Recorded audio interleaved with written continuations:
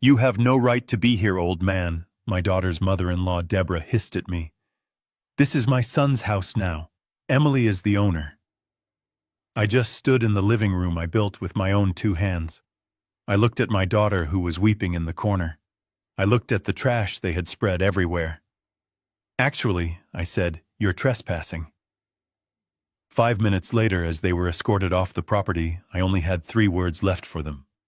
Get out now. Before I tell you how I found out my daughter was a prisoner in the very home I gave her, please let me know where you are watching from in the comments below. My name is William Anderson, but everyone just calls me Bill. I am 70 years old. Hit that like button and subscribe if you believe that family is something you fight for. I gripped the steering wheel of my F-150. The leather on it was worn smooth, shiny after 20 years, but my calloused palms still felt every crack. I've spent 50 years as a contractor pouring foundations and framing houses all over Chicago. I learned a long time ago that wood, steel, and concrete always tell the truth. People don't. This truck and the toolbox on the passenger seat were the only things I really trusted anymore. That toolbox was my life. Saws, drills, levels, tools that built things, tools that fixed what was broken. In the truck bed, a young Meyer lemon tree, its root ball wrapped carefully in burlap, rattled slightly every time I hit a bump on Interstate 55. It was a gift, a symbol. My late wife Sarah had always wanted a lemon tree. She passed 2 years ago, and the memory of her is still a cold, empty hole in my chest every morning. I was 3 hours south of the city, heading to the country house near the Illinois River. This wasn't a social call. This was an inspection. My daughter Emily, my only kid, was living there. I had finalized the paperwork last week.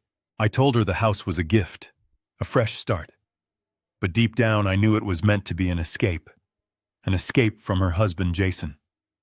I, unlike Sarah, never trusted that punk. He has the smile of a politician and the ethics of a weasel.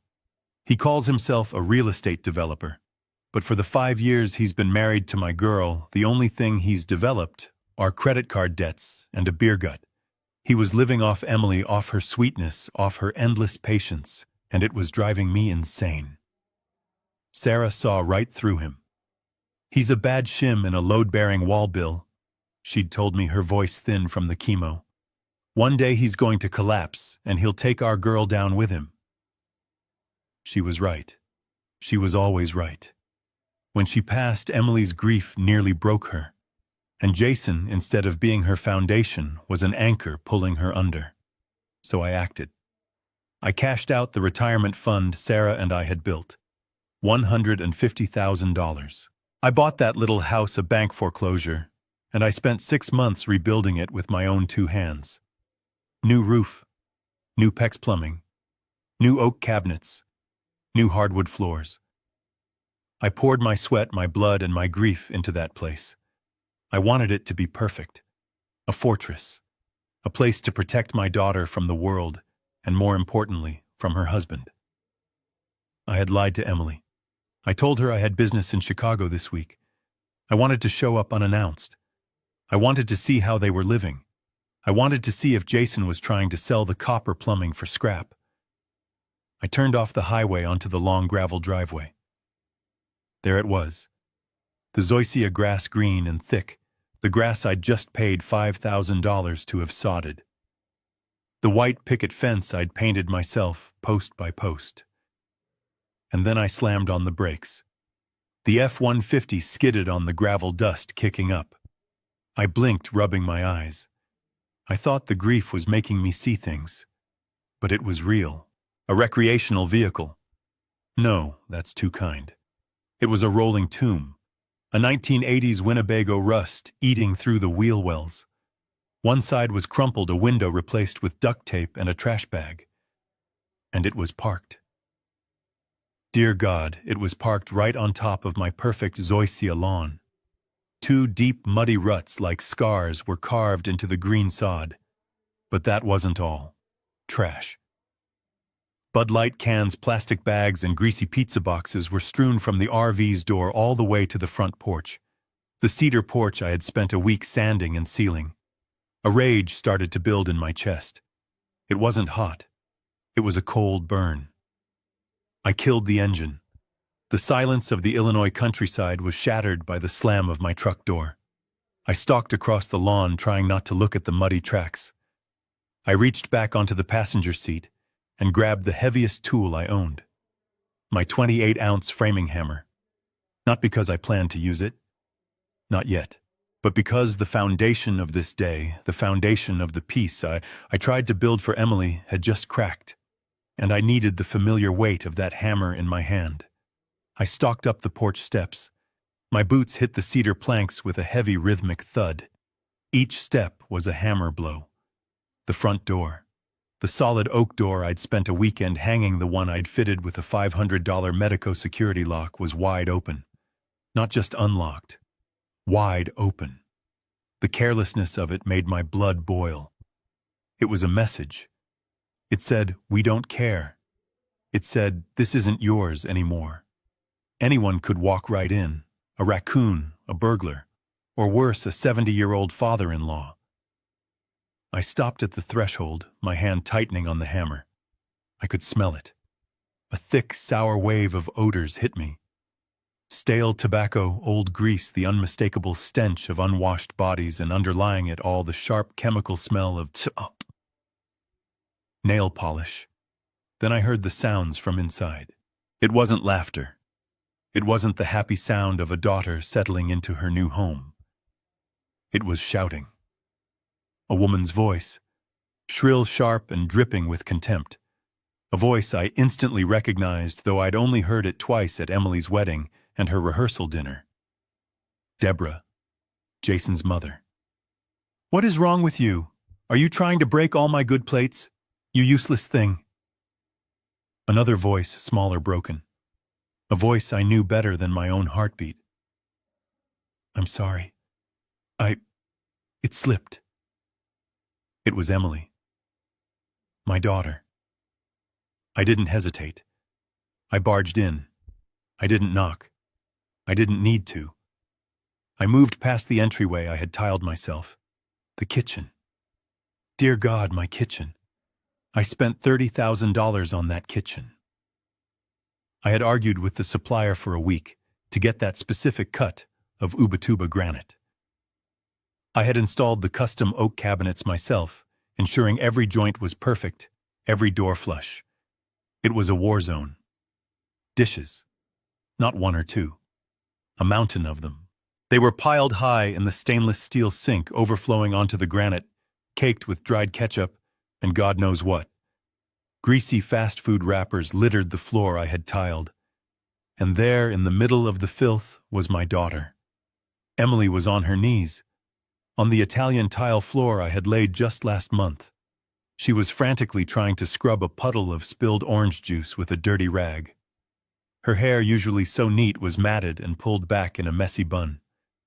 She was wearing an old stained t-shirt that I recognized as one of mine from 20 years ago. And she was crying. Her shoulders shaking with silent, desperate sobs. Sitting perched on the kitchen island, the island I built like some vulture on a fence post, was Debra. She was painting her toenails, a bright, vulgar red. The stench of the polish remover filled the air. She was examining her foot with intense concentration, not even bothering to look down at her daughter-in-law, who was kneeling just inches away. At the dining table, the one that came with the house, sat two men I didn't recognize. One older paunchy with thinning gray hair, who must be Gary Debra's husband. He was shoveling cereal into his mouth straight from the box. The other was younger, maybe 40, fat, wearing a stained undershirt that showed off his belly. Jason's brother, Mitch. They were both glued to a 50-inch television, not the one I bought, that was blaring a football game so loud, the walls seemed to shake. They didn't even notice me. They were treating my daughter like a servant, like a dog, in the house I built, with my wife's money. The framing hammer felt heavy and suddenly very small in my hand. "Emily!" I roared. My voice bounced off the new drywall louder than the television. The entire room froze. Debra jumped, smearing red polish across her foot. "Damn it!" she hissed, looking up her face a mask of annoyance. The two men at the table snapped their heads around their faces, slack with surprise, mouths still full of cereal. Emily looked up. Her face was streaked with tears and grime. When she saw me standing there in my work overalls, hammer in hand, I expected relief. I expected her to run to me. I didn't see relief. I saw pure animal terror. Her eyes widened, and she actually shrank back as if I were the threat. "Dad, what the hell is happening here?" I repeated. My voice was low now. It was the voice I used on job sites right before I fired someone. It was cold as a Chicago winter. Jason was the first to move. He scrambled out of the living room where I assume he'd been hiding, buttoning his shirt. He always was a cockroach scuttling away when the lights came on. His usual fake politician's smile was plastered on his face, but it didn't reach his eyes. His eyes were darting everywhere, from the hammer in my hand to my furious expression, to his mother, and back to me. "Dad! Art, wow, what a surprise, we weren't expecting you." He tried to spread his arms for a hug. I raised my free hand, the one not holding the hammer, and stopped him in his tracks. "Don't call me Dad. I'm not your dad. Answer the question. What is going on?" I pointed the hammerhead toward Emily, who was still frozen on the floor. "Why is my daughter on her knees crying?" "And why?" I jerked my chin toward the dining table. "Is your entire family in this house?" Jason swallowed. I could see the sweat pop up on his forehead. He started to stammer, trying to assemble his lies. "Art, look, it's a terrible misunderstanding. My parents, we were evicted," Debra cut in. Her voice was no longer the sharp hiss I'd heard earlier. It was now sickeningly sweet, dripping with false sympathy. She slid off the island, walking toward me, waving her wet-nailed hands in the air to dry them. "Oh, Mr. Morgan, thank goodness you're here. You see, we've had the most terrible run of bad luck." "Bad luck," I repeated. My voice was flat. It wasn't a question. It was an accusation. "Yes." Jason latched onto the word, his voice getting stronger as the lie took shape. "Our landlord, he went bankrupt or something. The bank seized the building. They gave them 24 hours to get out. Can you believe that? 24 hours? It was a lie. I could smell it. A well-rehearsed lie. A good contractor can spot a warped 2x4 from a mile away. I can spot a lie just as easily. And this one was worse than a cheap waterlogged piece of pressboard. The truth, I figured, was that they hadn't paid rent in months. And my brother Mitch," Jason continued, pointing to the oaf at the table, who was now trying to look pathetic. "His apartment. It caught fire. A terrible electrical accident. He lost everything." "Is that right?" I said, my voice heavy with sarcasm. "An eviction and a fire. On the same day. What a hell of a coincidence." Debra put a hand over her heart, feigning distress. "Mr. Morgan, we know this is sudden, but we're family. And Emily..." She shot a look at my daughter, a look as sharp and cold as a razor. She was so kind. She insisted we stay here. She begged us.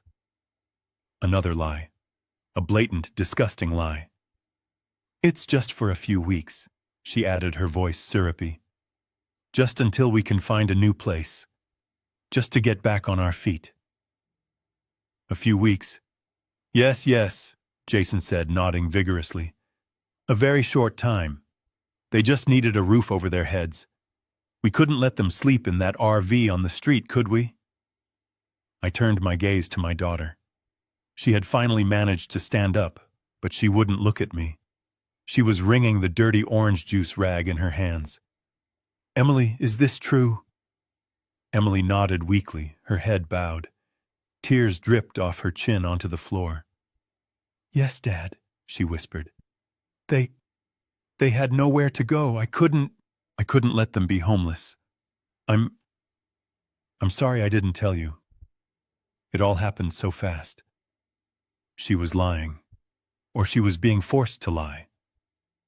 I saw her eyes flick quickly toward Jason, just a fraction of a second. But it was enough.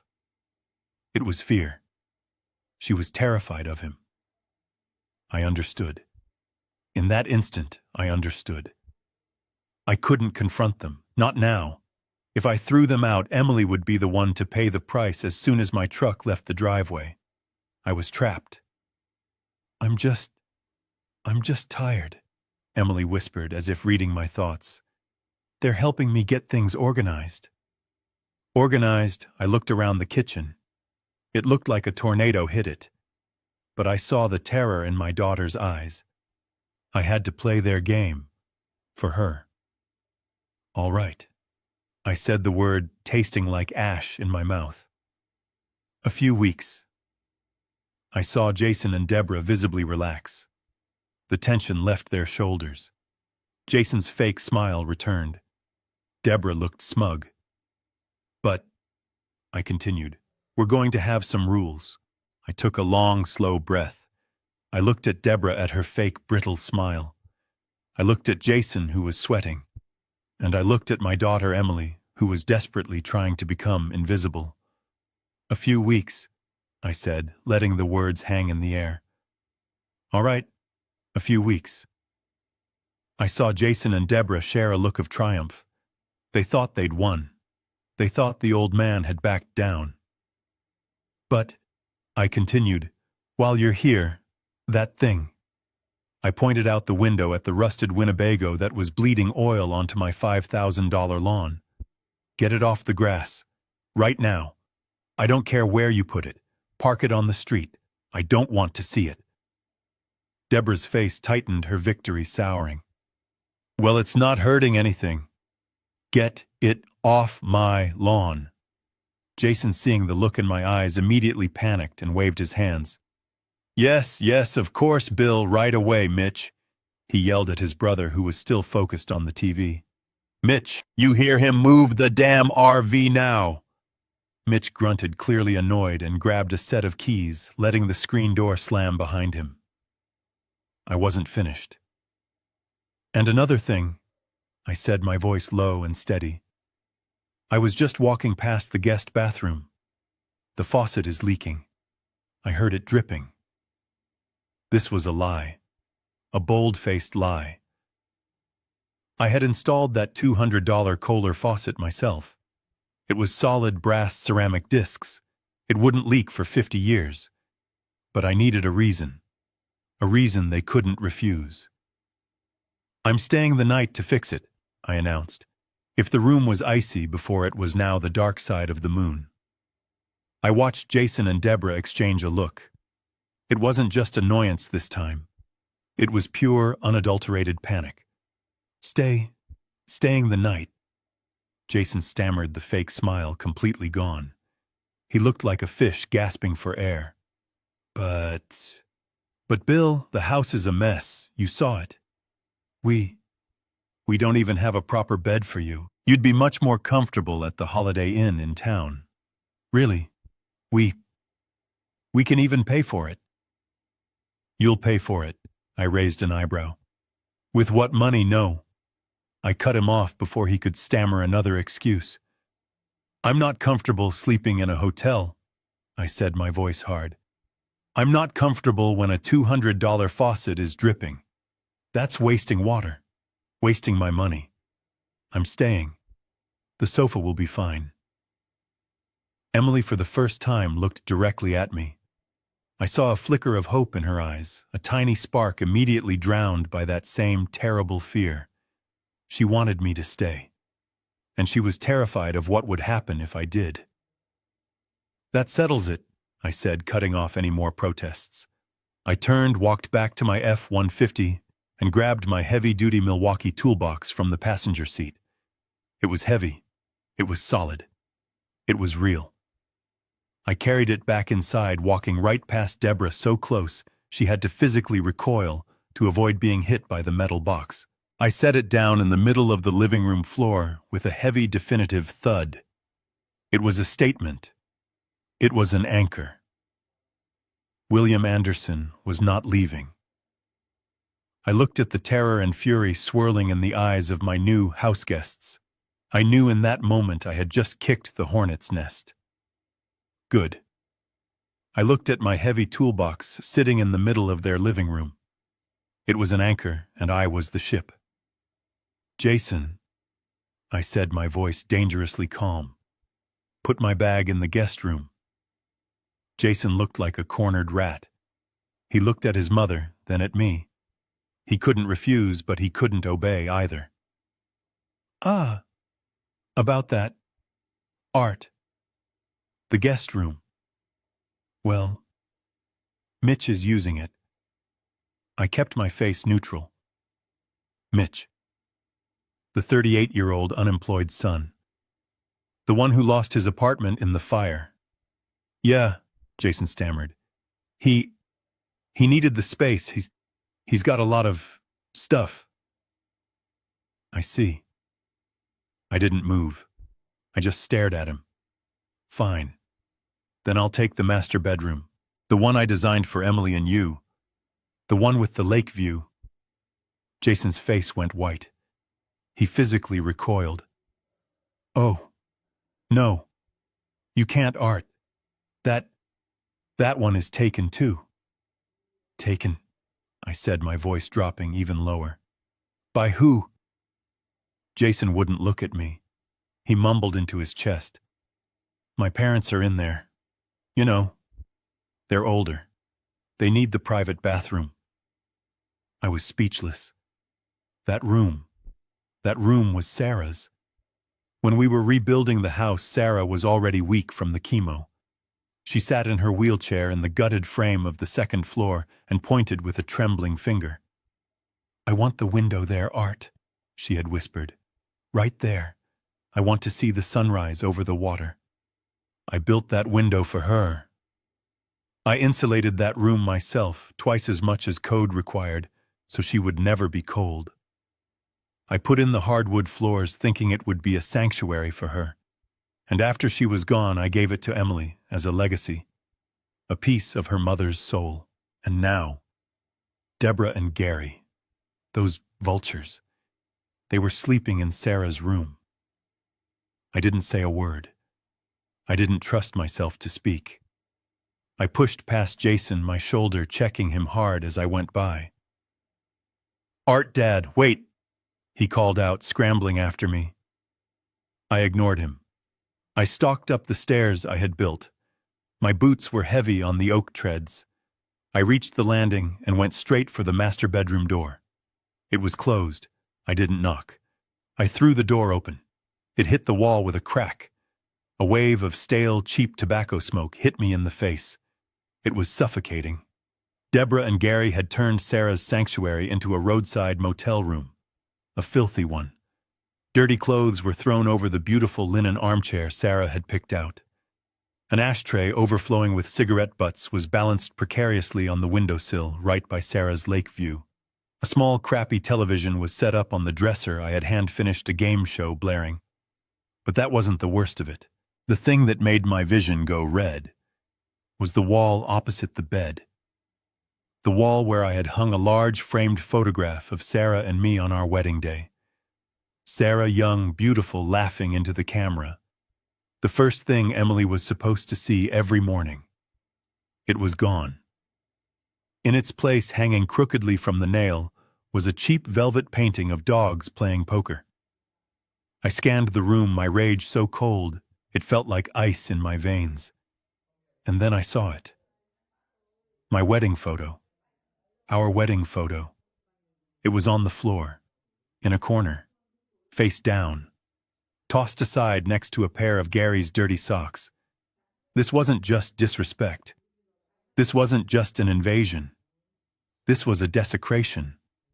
They were literally wiping Sarah's memory from the room. I clenched my fists so hard my knuckles cracked. I turned around, my face a mask. Jason was standing right behind me, pale and panting. I walked right past him, not touching him, not looking at him. I walked back down the stairs, each step a controlled descent. I stood in the living room. I looked at the sofa. I looked at the half-inflated air mattress in the corner. I turned to Jason, who had followed me down. "So," I asked, my voice completely devoid of emotion, "where do I sleep?" Jason, trembling, pointed. He pointed to the sofa. "Emily and we're on the air mattress. You can have the sofa." The sofa, in the house I built, while strangers slept in my wife's bed. I nodded. "Fine," I said. "The sofa it is." But as I looked at him, he didn't see my anger. He only saw that I had agreed. He didn't realize that the fight wasn't over. It had just moved underground. I didn't say anything to Jason. I didn't say anything about the sofa. I just turned my back on him. I walked away from the living room, past the disastrous kitchen, and toward the back door that led to the garage. "Dad, Art, where are you going?" Jason called after me, his voice laced with a new anxiety. "My tools," I said, not looking back. "I'm putting my tools away." If the master bedroom was Sarah's sanctuary, the garage was mine. It was more than just a place to park a car. It was my workshop. I had spent 2 weeks organizing it. I'd installed a heavy-duty workbench, wired extra 220-volt outlets, and set up pegboards. My tools, my $15,000 collection of Milwaukee power tools that I had spent a lifetime acquiring, were hanging there. Each drill, each saw, each wrench had its place. It was clean. It was organized. It was mine. I opened the door to the garage. The stench hit me first. It wasn't just old oil or sawdust. It was a wave of stale beer body odor and the unmistakable skunky smell of marijuana. I flipped the light switch. My heart sank. My garage, my workshop. It was gone. Mitch, the 38-year-old brother, had turned my sanctuary into his personal dump. He had dragged a filthy mattress, stained and bare, into the corner where my main workbench stood. A small buzzing mini-fridge was pushed against the wall, surrounded by a mountain of empty beer cans and fast food bags. A small greasy television sat on top of my rolling tool chest. And the floor. The clean, sealed concrete floor I had just polished. It was covered in ash, spilled beer, and God knows what else. But that wasn't the worst of it. He was using my brand new $500 heavy-duty steel sawhorse as a footrest. His muddy boots were propped up on it as he lay back on the mattress, watching TV. And my tools, my Milwaukee collection. The pegboard was half empty. My tools were scattered across the floor. My new cordless M18 drill was lying in the corner, near a half-eaten plate of something caked in what looked like dried chili. He hadn't just used them. He had violated them. I stood there, paralyzed by a rage so pure and cold it almost stopped my heart. Mitch finally noticed me. He looked up, his eyes red-rimmed and lazy from the weed and the beer. He didn't sit up. He didn't move his feet. He just smirked, a greasy, arrogant smile. "Oh. Hey, Dad," he slurred. "What you need?" My voice came out as a whisper. It was barely audible, but it cut through the sound of the blaring TV. "My tools." "Huh. My tools. Where are they?" Mitch waved a lazy hand toward the corner. "Oh, that old junk, it's over there in the corner. I needed the space. It was cluttered." Cluttered. My organized workshop was cluttered. He then had the audacity to prop his head up on one hand. "Hey, you got any cash? I'm out of beer. Jason said you were good for it." I looked at the corner he had pointed to.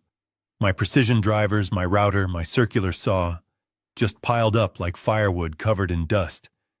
I felt something snap. I didn't say another word. I didn't confront him. I didn't yell.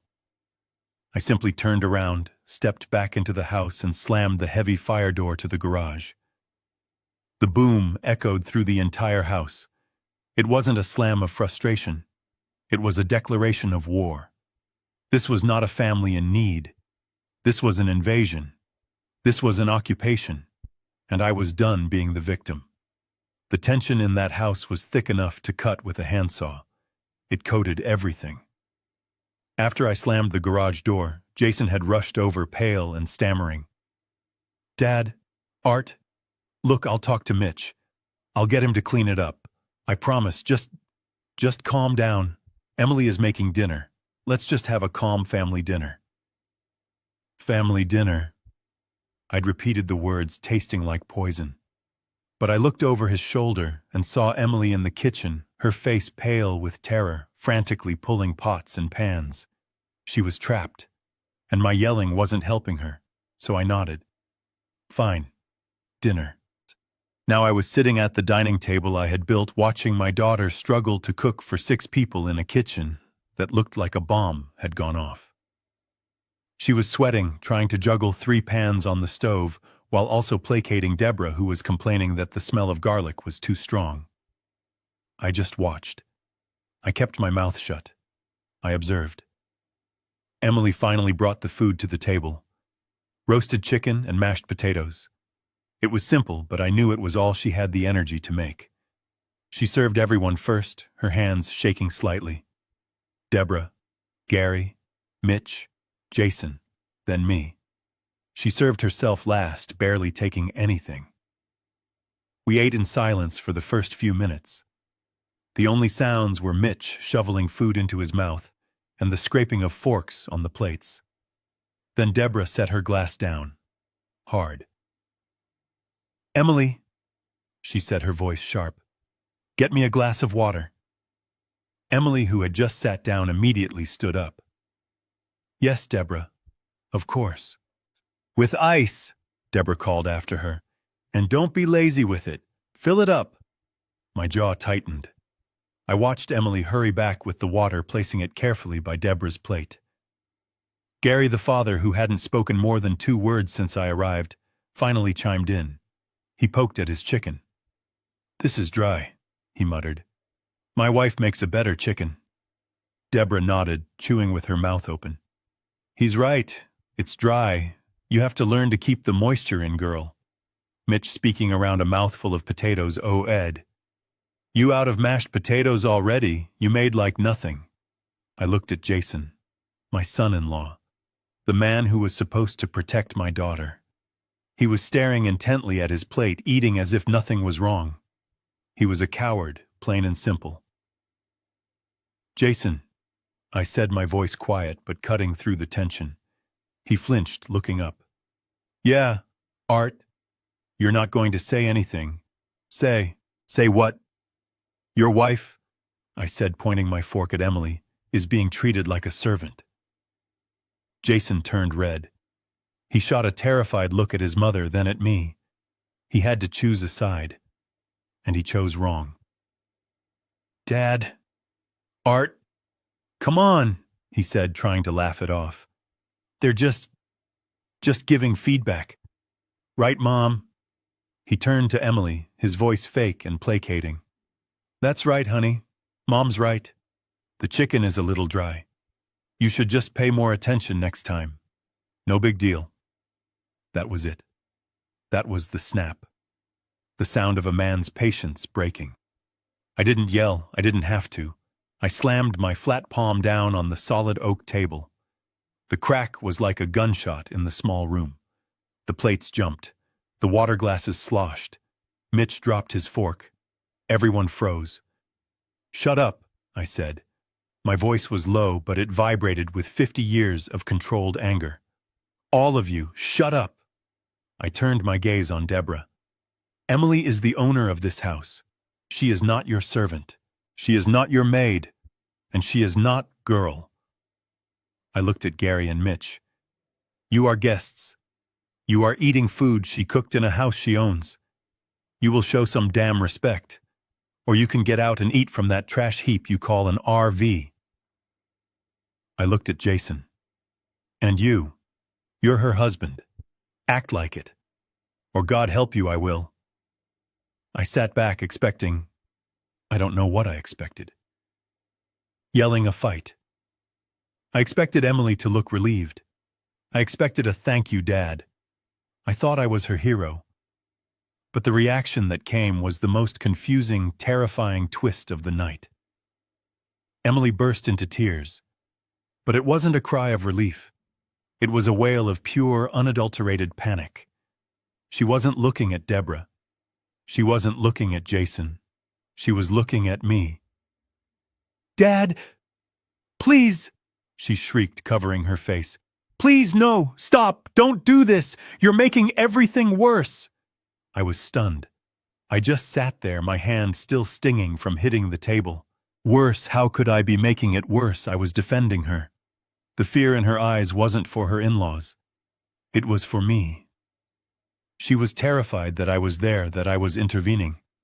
It was in that moment, looking at my daughter sobbing in fear of me, that I realized I was completely wrong. I had misunderstood everything. This wasn't about a rude family. This wasn't about them overstaying their welcome. This was something else. Something much deeper and much darker. And my daughter was trapped in the middle of it, terrified I would find out what it was. The rest of that dinner was eaten in absolute suffocating silence.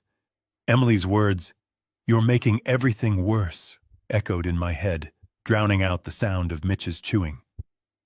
I didn't understand. How was I the bad guy? I was protecting her. But the look of sheer terror she gave me, it wasn't terror of them.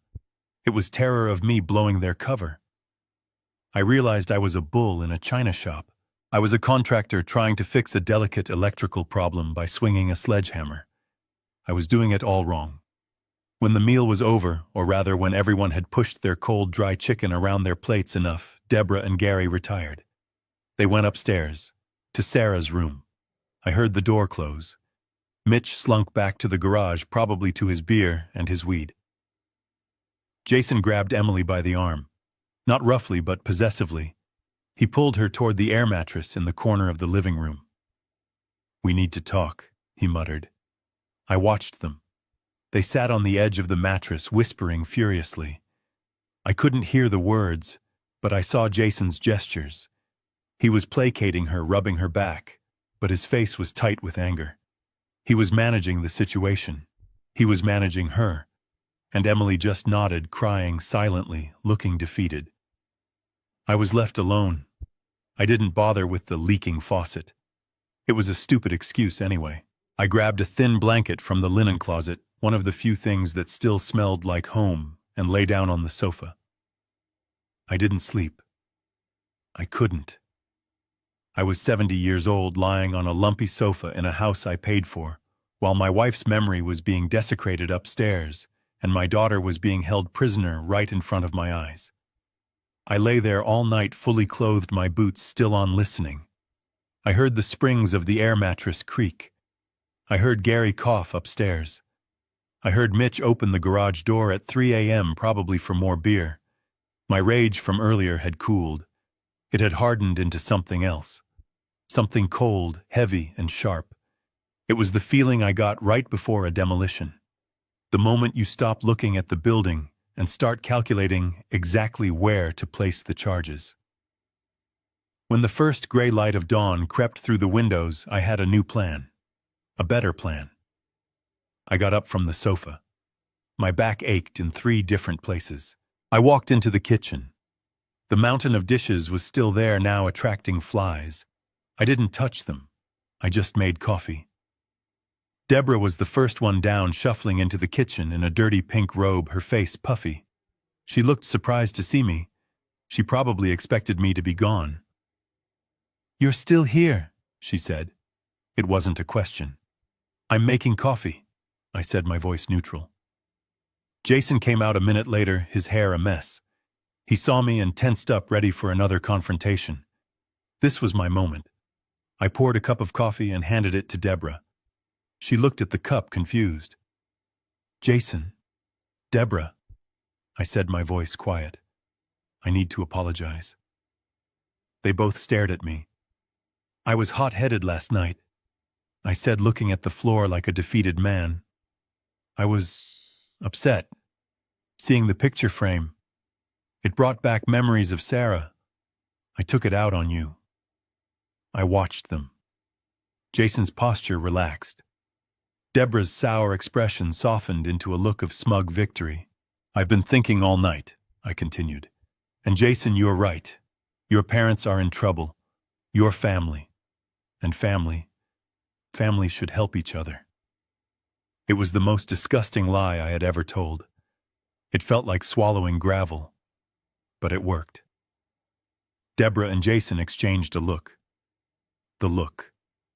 The one that said, the old fool bought it. He's broken. Oh, Bill.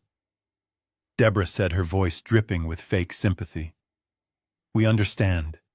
You're grieving. We're just trying to help Emily, you know. Take some of the burden off her. I know, I said, and I'm getting in the way. I took a deep breath. This was the critical part. Look, I'm a mess right now. I just remembered I have an appointment back in Chicago. My cardiologist. My follow-up, you know. I tapped my chest. They knew I'd had a mild heart attack 3 years ago. It was the perfect leverage. I completely forgot about it. I have to drive back today. Jason's face lit up. He was trying to hide his relief, but he was terrible at it. Oh no, of course, Bill. You have to take care of your health. That's the most important thing. Yeah, I said. So I'm gonna head out. I'll probably be gone. A few days. Maybe till the end of the week. You all just get settled. Do what you need to do. I was giving them the rope. I just needed to see if they would hang themselves with it. I'll come back this weekend, see how things are. That's great, Dad, Jason said, using the word dad now that he thought he was in control. He stepped forward and gave me a one-armed hug. Thank you. You're the best. Really. We'll take good care of Emily. Drive safe. I had to stop myself from shoving him through the drywall. I just patted his back. Right. I'll see you, son. I grabbed my toolbox. I didn't look at Emily, who was just emerging from the living room, her eyes wide with confusion and betrayal. She thought I was abandoning her. I couldn't look at her. If I did, I would have broken. I walked out the front door, got into my F-150 and drove away. I watched Jason and Debra waving at me from the porch, smiling their victorious smiles. They thought they had won. They thought the old man was gone. I drove down the gravel road, turned onto the main highway, and then I took the first exit. I didn't go north to Chicago. I went west toward Peoria. I wasn't going far. I didn't drive north to Chicago. I didn't even go east. I turned the F-150 west on I-74 and drove 30 miles to Peoria. It was a big enough city where I wouldn't run into anyone I knew, and it was in the opposite direction of my doctor's appointment. I wasn't going to Best Buy or Walmart. A contractor knows you don't buy professional tools from a hobby shop. You go to a specialty supplier. This was the same principle. I needed professional tools for a dirty job. I found what I was looking for, tucked away in an old strip mall, squeezed between a laundromat and a vape shop. The sign just said Peoria Spy and Security Solutions. The windows were tinted so dark you couldn't see inside. It was the kind of place you only go to when you're either paranoid or desperate. I was both. A small electronic bell tinkled when I opened the door. The place smelled like dust and new plastic. It was tiny, lined with shelves of strange gadgets, pens with wires sticking out, GPS trackers that looked like rocks, glasses with tiny lenses in the frames. A young man, maybe 30, with thin glasses and a bored expression, looked up from a workbench covered in wires and circuit boards. "Can I help you?" I walked straight to the counter. I didn't have time to browse. "I need the best hidden cameras you have," I said, my voice low. "I need them to be Wi-Fi enabled. I need to watch the live feed from my phone. And they must have clear audio." I put my calloused hands on the counter. "And I need 5 of them." The kid's bored expression vanished, replaced by a flicker of professional interest. He didn't ask why. I liked that about him. He just nodded. Home security, sir, or something. Else, something else, but says someone, I said. Right.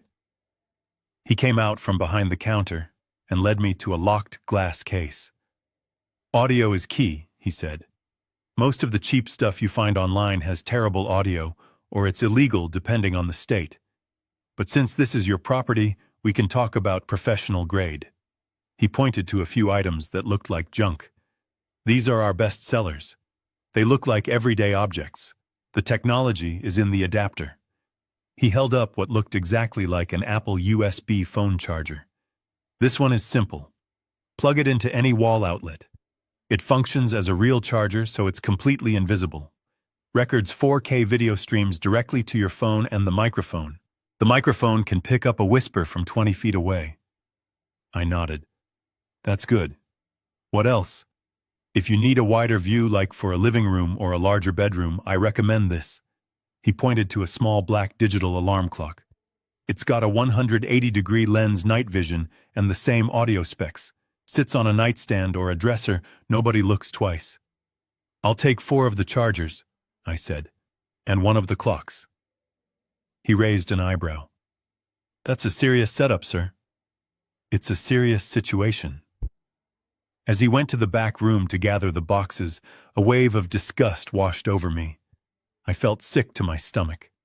Here I was, William Anderson, 70 years old, a man who had built his reputation on honesty and hard work, and I was buying spy equipment to bug my own daughter's home. The home I gave her. I was violating her privacy. I was becoming the kind of sneaking, suspicious old man I always despised. But then the image from last night flashed into my mind. Emily on her knees scrubbing the floor. Debra painting her nails, calling her useless. The look of pure animal terror in my daughter's eyes when I, her father, had tried to defend her. She wasn't scared of them. She was scared of me making things worse. And I thought of Sarah. I thought of her face in the hospital, her last words to me. Protect our girl, Bill. Protect her from him. I had failed. I had handed her over to the wolves wrapped in the gift of a new house. The guilt of spying vanished. It was replaced by the cold, hard certainty of a contractor checking a foundation. The foundation was cracked. And I wasn't just going to patch it. I was going to find out why it cracked, and if I had to tear the whole damn thing down and start over, I would. The kid returned with 5 small plain boxes. All right, that'll be $812 plus tax. $800, flat, cash, I said. He smiled. Cash is good. I pulled 9 fresh $100 bills from my wallet, part of the emergency cash I always keep hidden under the floor mat of my truck, and laid them on the counter. I didn't want a paper trail. He counted the money, then swept it into a drawer. He handed me a plain black plastic bag. They're already charged. The app is simple. Just scan the QR code on the back. You'll be set up in 5 minutes. As long as they're plugged in and the house has Wi-Fi, you'll see and hear everything. I nodded, taking the bag. It felt heavier than my 28-ounce framing hammer. I walked out of the store, the bell tinkling behind me. I got back in my F-150 and sat there for a minute, the bag on the seat beside me. I was about to cross a line I could never uncross. But Sarah would never forgive me if I let them destroy our daughter. I put the truck in gear. It was time to go back. I didn't drive back right away. I couldn't risk them still being there. I drove to a diner in Peoria, ordered a black coffee I didn't want, and watched the clock on the wall. An hour passed, then another. Every minute felt like sandpaper on my nerves. I needed them all out of the house, all of them. At 2 p.m. I figured it was safe. I pulled out my phone and dialed Emily. This was the gamble. If Jason or Debra answered, it rang once, twice, then a click, but no one spoke. Emily! I kept my voice low. I heard a sharp intake of breath, then a choked, frantic whisper. Dad! Oh my God, Dad! Are you alone? I said, cutting her off. Yes, she sobbed. They all went to the store, to Walmart. They took my credit card. I didn't want to go. They said I had to stay and clean the bathrooms. They took her card. The bastards. My fury solidified into a cold, hard resolve. Listen to me, I said, my voice calm, controlled. I left my wallet. I think it's on the sofa under the cushion. Can you check? This was the pretext. My wallet was safe in my back pocket. Yes. Yes, she said, desperation in her voice. It's here, I see it. Are you coming back? Dad, please. I'm coming back to get it right now, I said. I'm about 20 minutes out. Just have it ready. I hung up, threw $5 on the counter, and ran to my truck.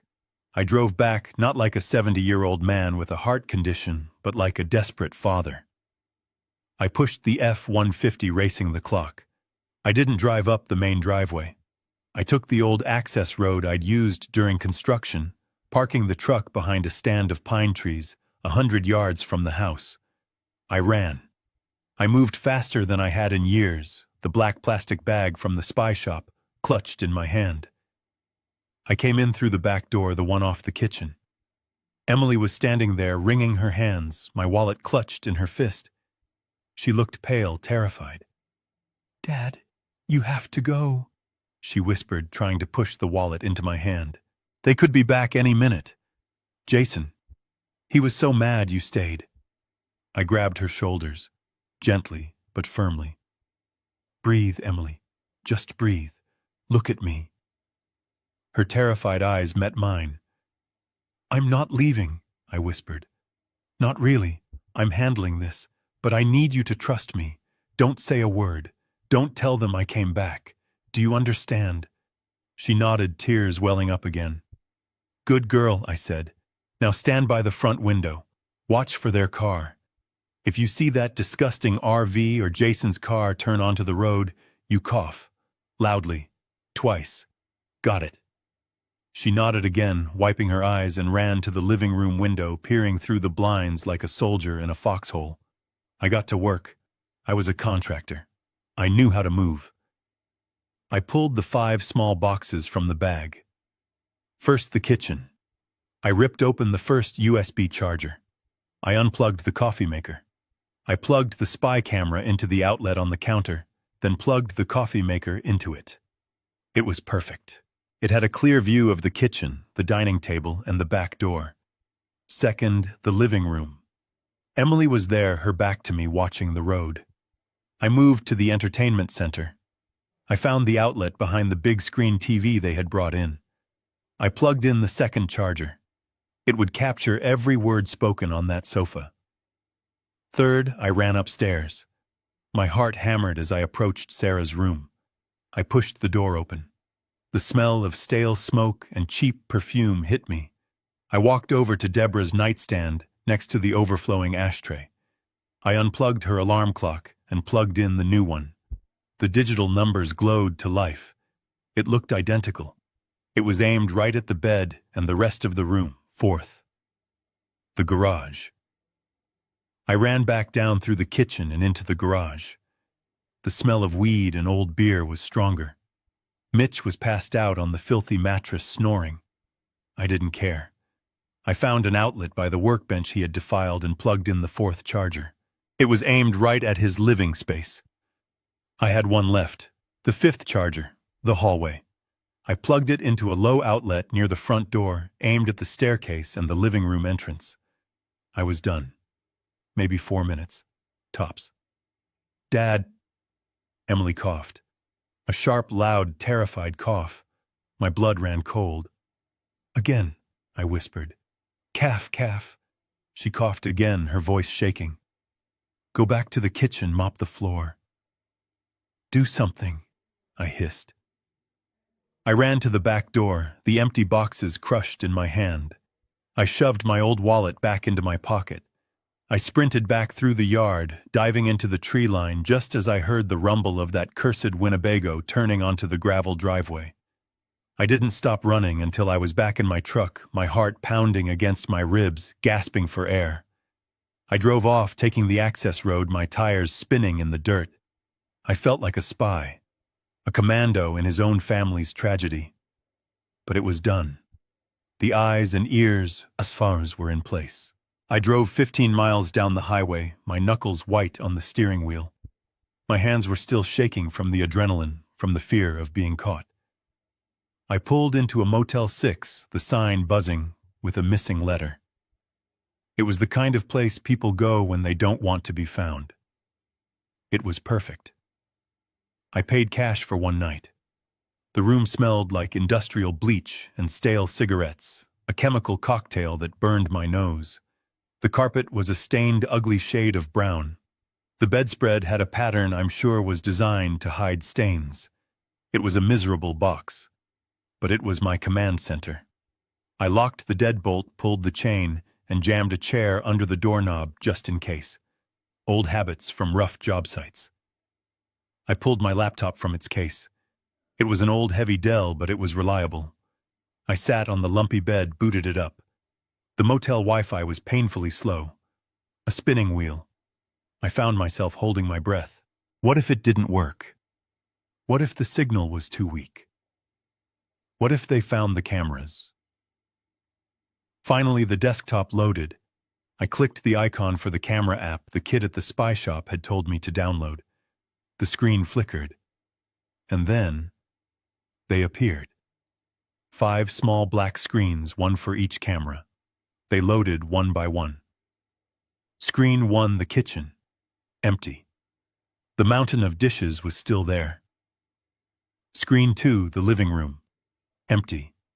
My toolbox was still sitting by the sofa, an anchor of my presence. Screen 3, the hallway. Empty. Screen 4, the garage. I saw Mitch passed out on the mattress, snoring. The idiot was still asleep. Screen 5, the master bedroom. Sarah's room. Empty. The bed was unmade. The painting of the dogs playing poker was still crooked on the wall. They were all online. They were all working. I plugged in my earbuds and cranked up the volume, isolating the audio feeds. I heard nothing. Just the hum of the refrigerator. The sound of Mitch snoring. I sat back, and I waited. It was the hardest thing I've ever done. I'm a man of action. If a wall is crooked, I tear it down. If a pipe leaks, I fix it. But now all I could do was sit in a cheap motel room smelling bleach and watch. I felt useless. I felt like a coward. And I felt guilty. I was spying on my own daughter. What kind of father does that? Then, thought of Sarah's face. Protect our girl Bill. No, I wasn't a coward. I was a father. I was doing what I had to do. I was gathering evidence. I wasn't going to go in swinging a hammer this time. I was going to go in with a wrecking ball made of lawyers and videotape. An hour passed. My coffee went cold. Then I heard it. The sound of a car door slamming coming through the hallway camera's microphone. I leaned forward, my eyes glued to the screen. The front door opened. Debra and Gary walked in, their arms full of grocery bags. Jason and Mitch, who must have woken up, followed. Emily was last, carrying the 2 heaviest cases of water. The show was starting. Put that stuff on the counter, Debra ordered, dropping her purse on the dining table. And don't just stand there, Emily. Start unpacking. I want that chicken in the oven in 10 minutes. I watched Jason walk right past his wife, who was struggling with the water, and collapse onto the sofa. He picked up the TV remote. Mitch threw a bag of chips on the counter. Did you get my beer? I told you to get the Coors. They only had Bud Light, Debra snapped. You'll drink what we give you. And you, she pointed at Emily, stop staring and start cooking. We're starving. I felt the familiar cold rage rise in my throat, but I swallowed it down. I wasn't Bill the father right now. I was Bill the contractor. I was inspecting the damage. I sat there in the growing darkness of the motel room, my face lit only by the pale glow of the 5 screens. I watched my daughter work. I listened to them complain. I listened to them treat her like dirt. I felt like God watching a world I had created fall apart, and I knew I couldn't look away. I had to see it all. I owed it to Sarah. I owed it to Emily. I sat in that bleach-stinking motel room for hours. The sun set, and the room went from gray to black. I didn't turn on a light. I just watched the 4 glowing screens on my laptop. I watched my life, my daughter's life, play out like some sick reality show. It was around 3 in the afternoon when I saw Debra walk into the kitchen. She was holding a piece of paper and a roll of tape. I watched her tape it to the front of the stainless steel refrigerator I had installed. I clicked the zoom function on the app. My fingers were stiff. It was a chore chart, a handwritten list of every job in that house. Cook breakfast, cook lunch, cook dinner, wash dishes, take out trash, clean all bathrooms, do laundry, mop floors. Down the side there were headers for the names: Jason, Debra, Gary, Mitch, Emily. My blood went cold. Next to every single task in Debra's looping, arrogant handwriting, there was a check mark under only one name: Emily. Emily. Emily. Emily. Emily. They hadn't just moved in. They had formalized their slavery. They had created a document to prove it. The afternoon wore on. I watched them drift in and out. Gary sat at the dining table reading the paper, leaving crumbs everywhere. Mitch came in from the garage, grabbed a beer, and left a smudge of grease on the refrigerator handle. Jason sat on the living room sofa, his feet on the coffee table, talking loudly on his phone about some big deal that was about to close. And through it all, Emily moved like a ghost. She cooked their lunch. She cleaned their mess. Not one of them offered to help. Not one of them even said thank you. Evening came. I watched my daughter, my girl, struggling in the kitchen I built. She was trying to make a big pot of soup and some chicken. The others were in the living room, the TV blasting. I could hear it through the living room mic. They were laughing at some stupid game show. Emily was alone, sweating, her hair sticking to her face. Debra walked in. She didn't offer to help. She walked right over to the stove, grabbed a spoon, and dipped it directly into the soup pot. She tasted it. Her face twisted into a mask of disgust. "My God, girl!" she snapped. I heard her voice clearly through the kitchen mic. "Did you dump the whole salt shaker in here? This is slop. It's inedible." Emily shrank back, her hands flying to her apron. I just followed the recipe, Debra. I can add more water, maybe some potatoes." "You'll do no such thing," Debra snapped. "You'll dump it. Dump it all out and start over. We're not eating this pig slop."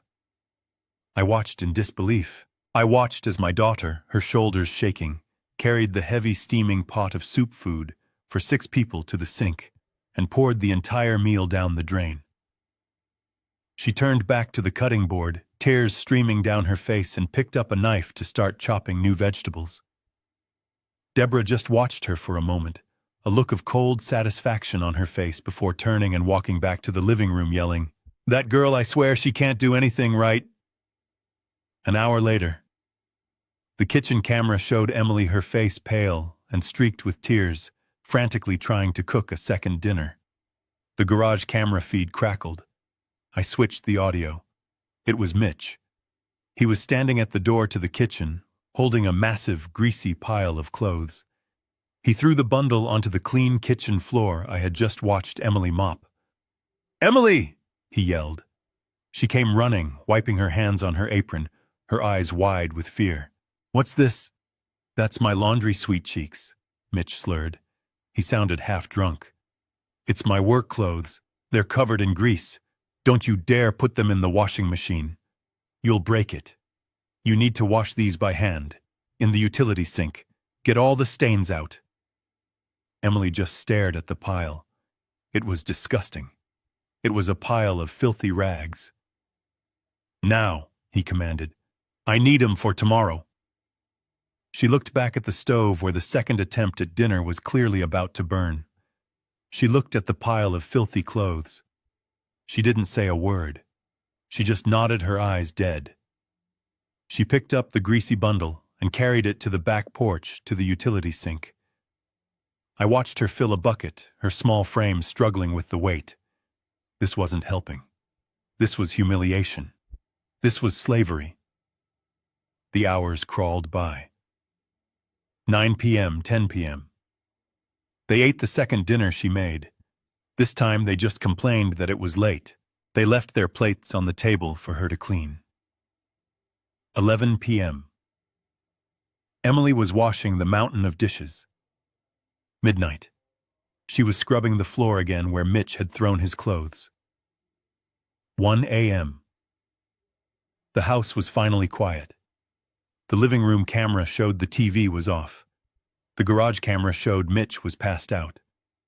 The master bedroom camera, Sarah's room, was dark. I switched back to the kitchen feed.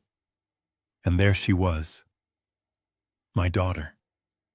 She never made it to her air mattress. She had fallen asleep sitting at the kitchen table, her head resting in her arms, right next to a half-folded pile of Mitch's now clean laundry. She was utterly alone, exhausted, a prisoner in her own home. I sat there in the total darkness of my motel room, the only sound, the cheap air conditioner humming. I didn't feel anger anymore. That was gone. I felt something colder, something heavier. I felt the quiet, absolute certainty of a man about to tear a building down to its foundation. And I knew I had to keep watching. I had to see it all. I must have fallen asleep in that stiff vinyl chair. My neck was locked in a painful cramp. I woke up to the gray light of the laptop screen. On the kitchen camera feed, Emily was gone. The kitchen was clean, or at least cleaner. The mountain of dishes was done.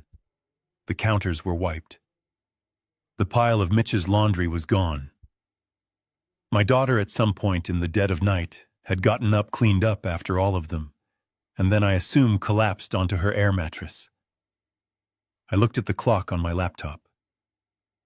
10 o'clock a.m. I'd been asleep for hours. I quickly checked the other feeds. Debra and Gary were in the master bedroom, Sarah's room, awake, watching that blaring game show. Mitch was in the garage smoking something and tinkering with my tools. My blood boiled, but I had to wait. Jason was in the living room, pacing back and forth, talking on his cell phone, loud and obnoxious. I knew what day it was. It was the 15th of the month. When Sarah and I drew up our wills, our lawyer Mark Jenkins had a very smart idea. We both knew Jason was a black hole for money. We didn't want him to get his hands on Sarah's inheritance. So we set up an irrevocable trust. It was Sarah's money locked away tight. The trust was set to pay out exactly $3,000 every month on the 15th. It was mailed by physical check, addressed only to Emily. It was her money. It was for the house bills, for food, for her to have a small piece of independence, a piece of her mother that Jason couldn't touch. I had been waiting for this day. I wanted to see what happened. At 10:32 a.m. I saw it. The living room camera, angled toward the front door, caught the flicker of the mail slot. I heard the clank as the mail dropped onto the hallway floor. Emily came out of the kitchen, wiping her hands on her apron. She looked exhausted, like a ghost in her own house. She bent down and picked up the small stack of letters. Instantly, Jason was off the sofa. He ended his phone call mid-sentence. He moved toward her, not like a husband, but like a hawk. "Mail's here," he asked, his voice overly casual. "It's just bills, Jason," Emily said, her voice flat, tired. She was shuffling through them. Junk. Bill?" "Let me see," he said, walking over, holding out his hand. "It's just bills," I said. "Give me the mail, Emily." His voice was low. I watched as her fingers hesitated, closing around one specific envelope, the one from the trust. Jason saw it. His eyes narrowed. He didn't ask again. He snatched the entire stack of mail from her hand. "Hey!" she cried out, a flicker of her old self. "Jason, that's mine. That's the trust fund check. Give it back." "It's our money, Emily," he sneered, tossing the junk mail onto the floor and tearing open the trust fund envelope. He pulled out the check. $3,000. "Jason, please," she begged.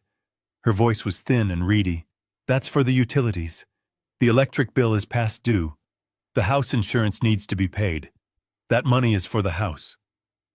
"Shut up, Emily." He snapped, his voice low and menacing. "I need this. The project is finally moving forward. I need capital."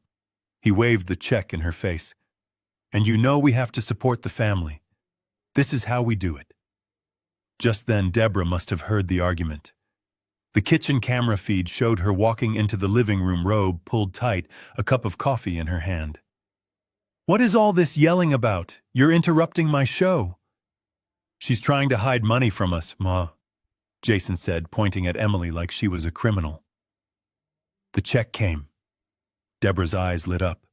She walked over to Emily and looked down at her, a look of pure contempt. "You selfish little brat," she hissed.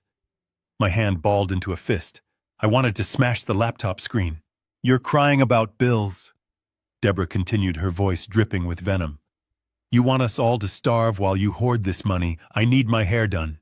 Mitch needs spending money. Gary needs his prescriptions. And your husband," she jabbed a finger at Jason, "is trying to build an empire for you. $3,000 is nothing compared to what he's doing for us."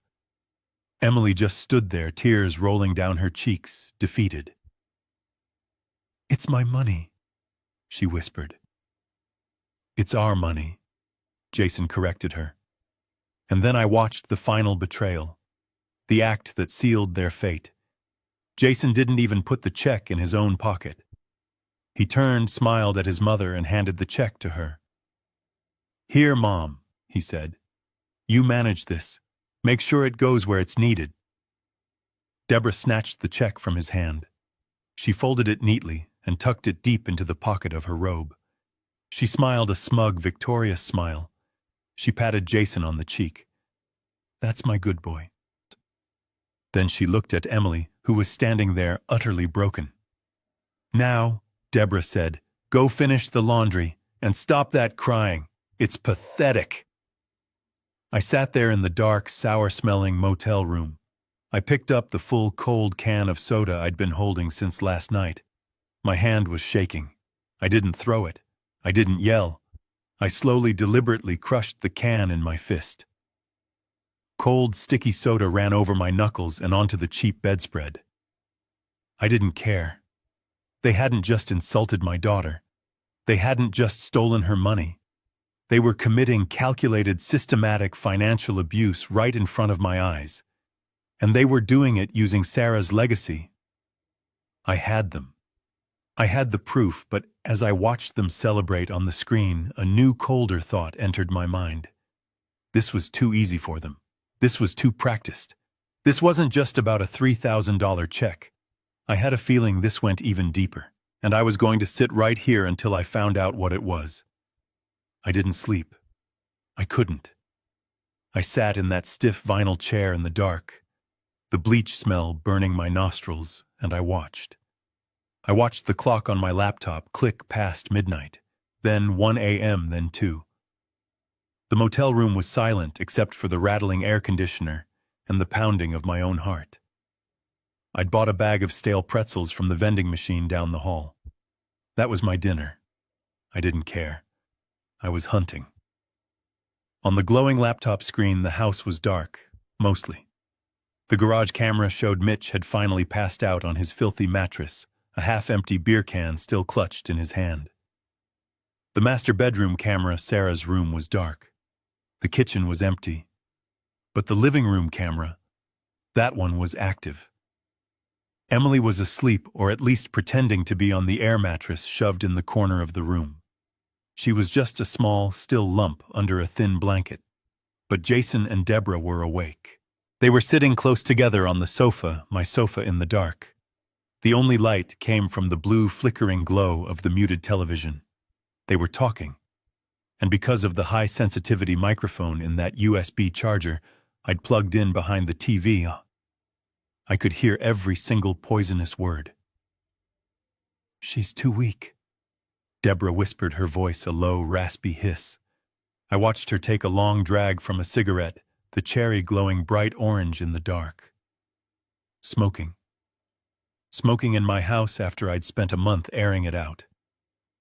She cried for an hour after you took that check, Debra continued. She'll get over it, Jason muttered. He sounded annoyed. She always does. She's soft. That's not the point, Jason. Debra snapped, her voice sharp. The point is that $3,000 a month is nothing. It's pocket change.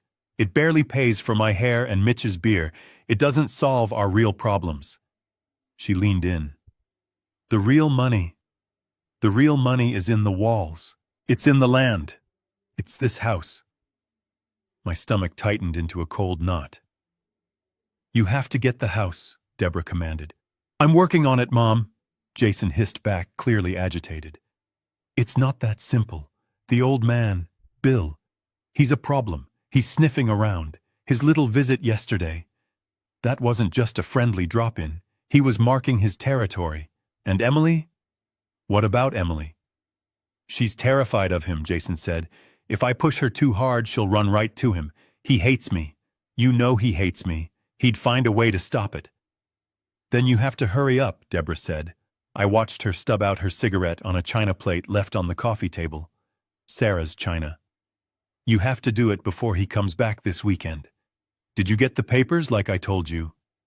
Of course I got the papers, Jason said indignantly. He reached down beside the sofa and pulled up a worn leather briefcase. I watched him snap it open. He pulled out a thick stack of documents neatly folded. It's all here, he whispered, and I could hear the note of smug pride in his voice. I had my lawyer draft them last week. This one, he tapped the top document, is the durable power of attorney. It gives me control of all her finances. The trust check, her bank accounts, everything.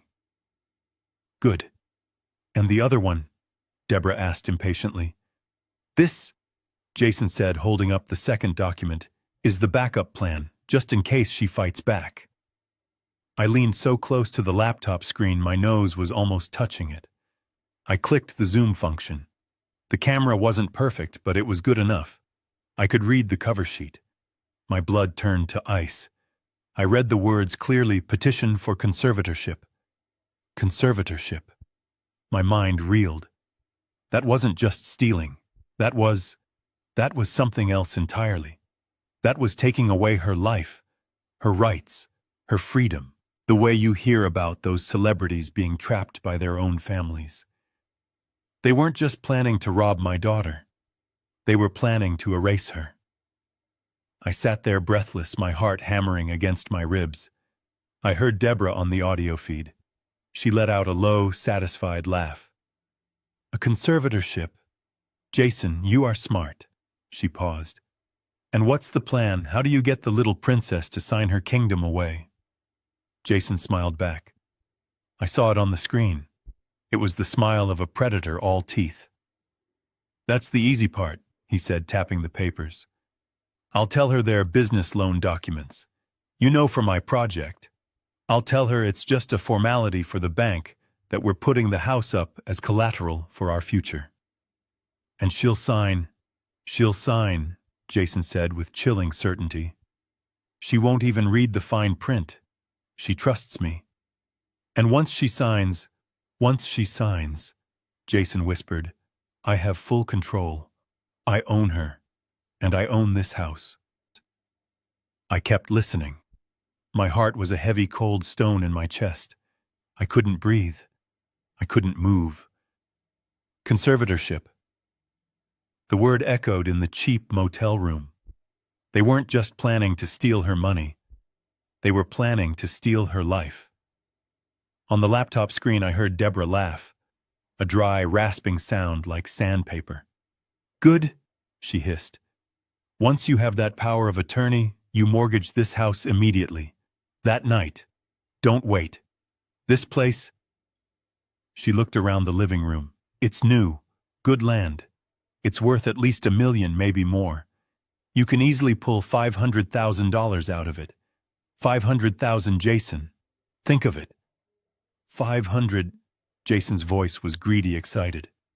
But what do we do with it? We pay off Mitch's gambling debts, Debra said, her voice low and conspiratorial. That bookie in Joliet is going to break his legs if we don't. And we'll finally have real seed money for your project. We'll be set. We'll be rich.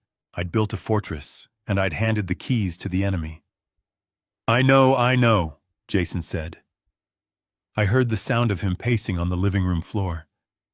But Mom, what if Emily finds out? What if she sees the bank statements? What if she finally tells the old man? Tell me, Emily. Tell me. I'm right here. I'm watching. There was a long pause. I watched the screen as Debra leaned forward on the sofa. The blue light from the muted television illuminated her face, making her look like a ghoul. She smiled. It was the coldest, cruelest smile I had ever seen.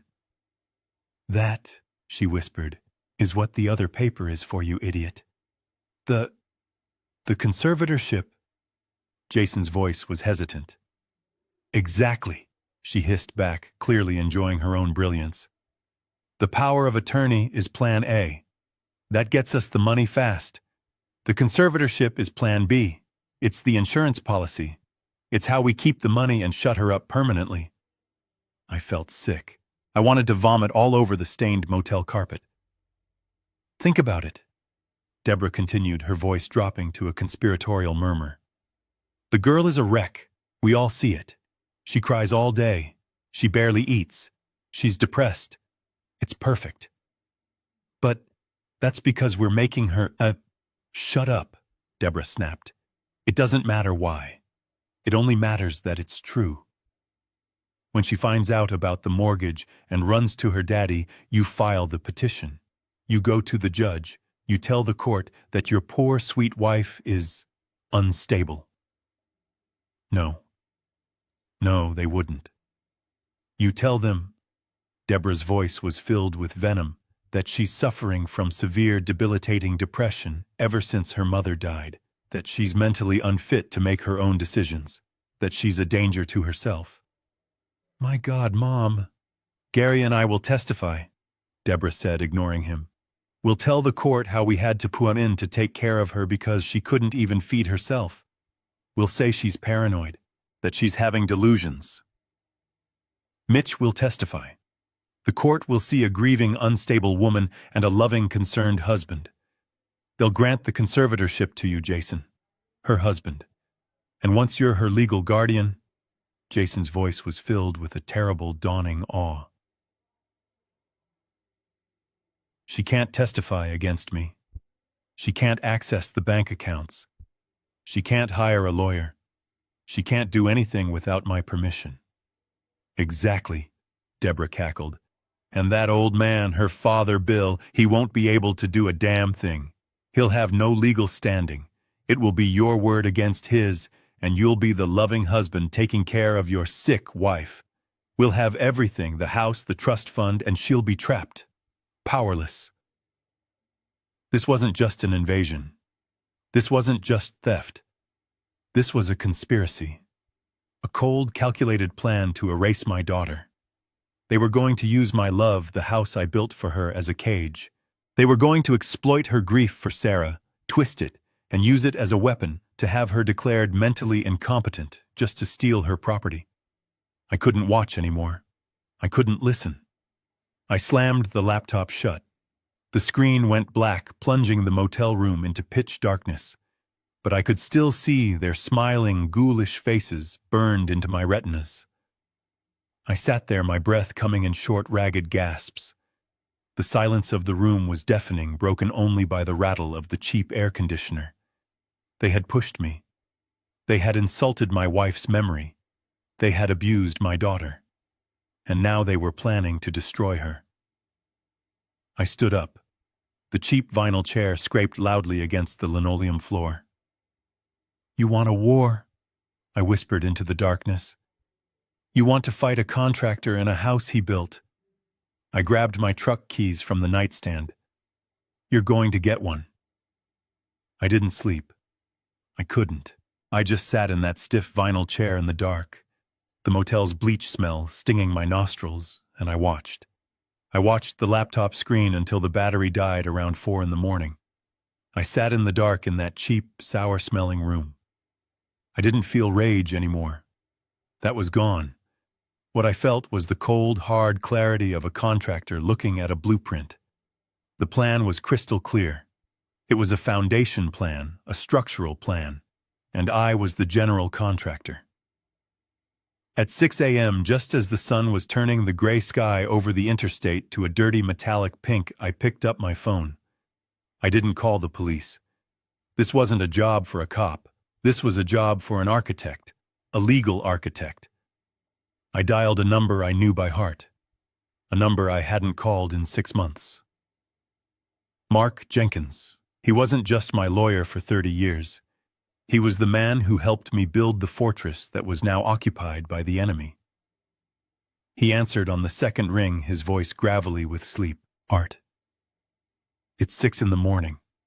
Are you okay? Is it your heart? My heart's fine. Mark. I said, my voice low and steady. But I'm about to give someone else a heart attack. Listen closely, I don't have much time. Okay, he said. I heard the sound of him sitting up in bed, instantly alert. I'm listening. Mark, I said. Do you remember the irrevocable real estate trust we set up for Emily's house, the Sarah Carter Trust? There was a pause. I heard the click of a lamp on his end. The Sarah Carter Trust. Of course, Art. I drafted it. The one where you're the sole trust protector. Why, what's wrong? I looked out the motel window at the rusted-out car in the parking lot. I'm at a Motel 6 in Peoria. I've been watching a live feed from inside the house for the last 18 hours. My God, Art. What did you find? I found them, I said. They're all in there. The whole parasitic family. Jason, his mother, his father, his deadbeat brother. Clause 4, a violation of occupancy. Mark started, already thinking like a lawyer. Forget 4A, Mark. This is bigger. I cut him off.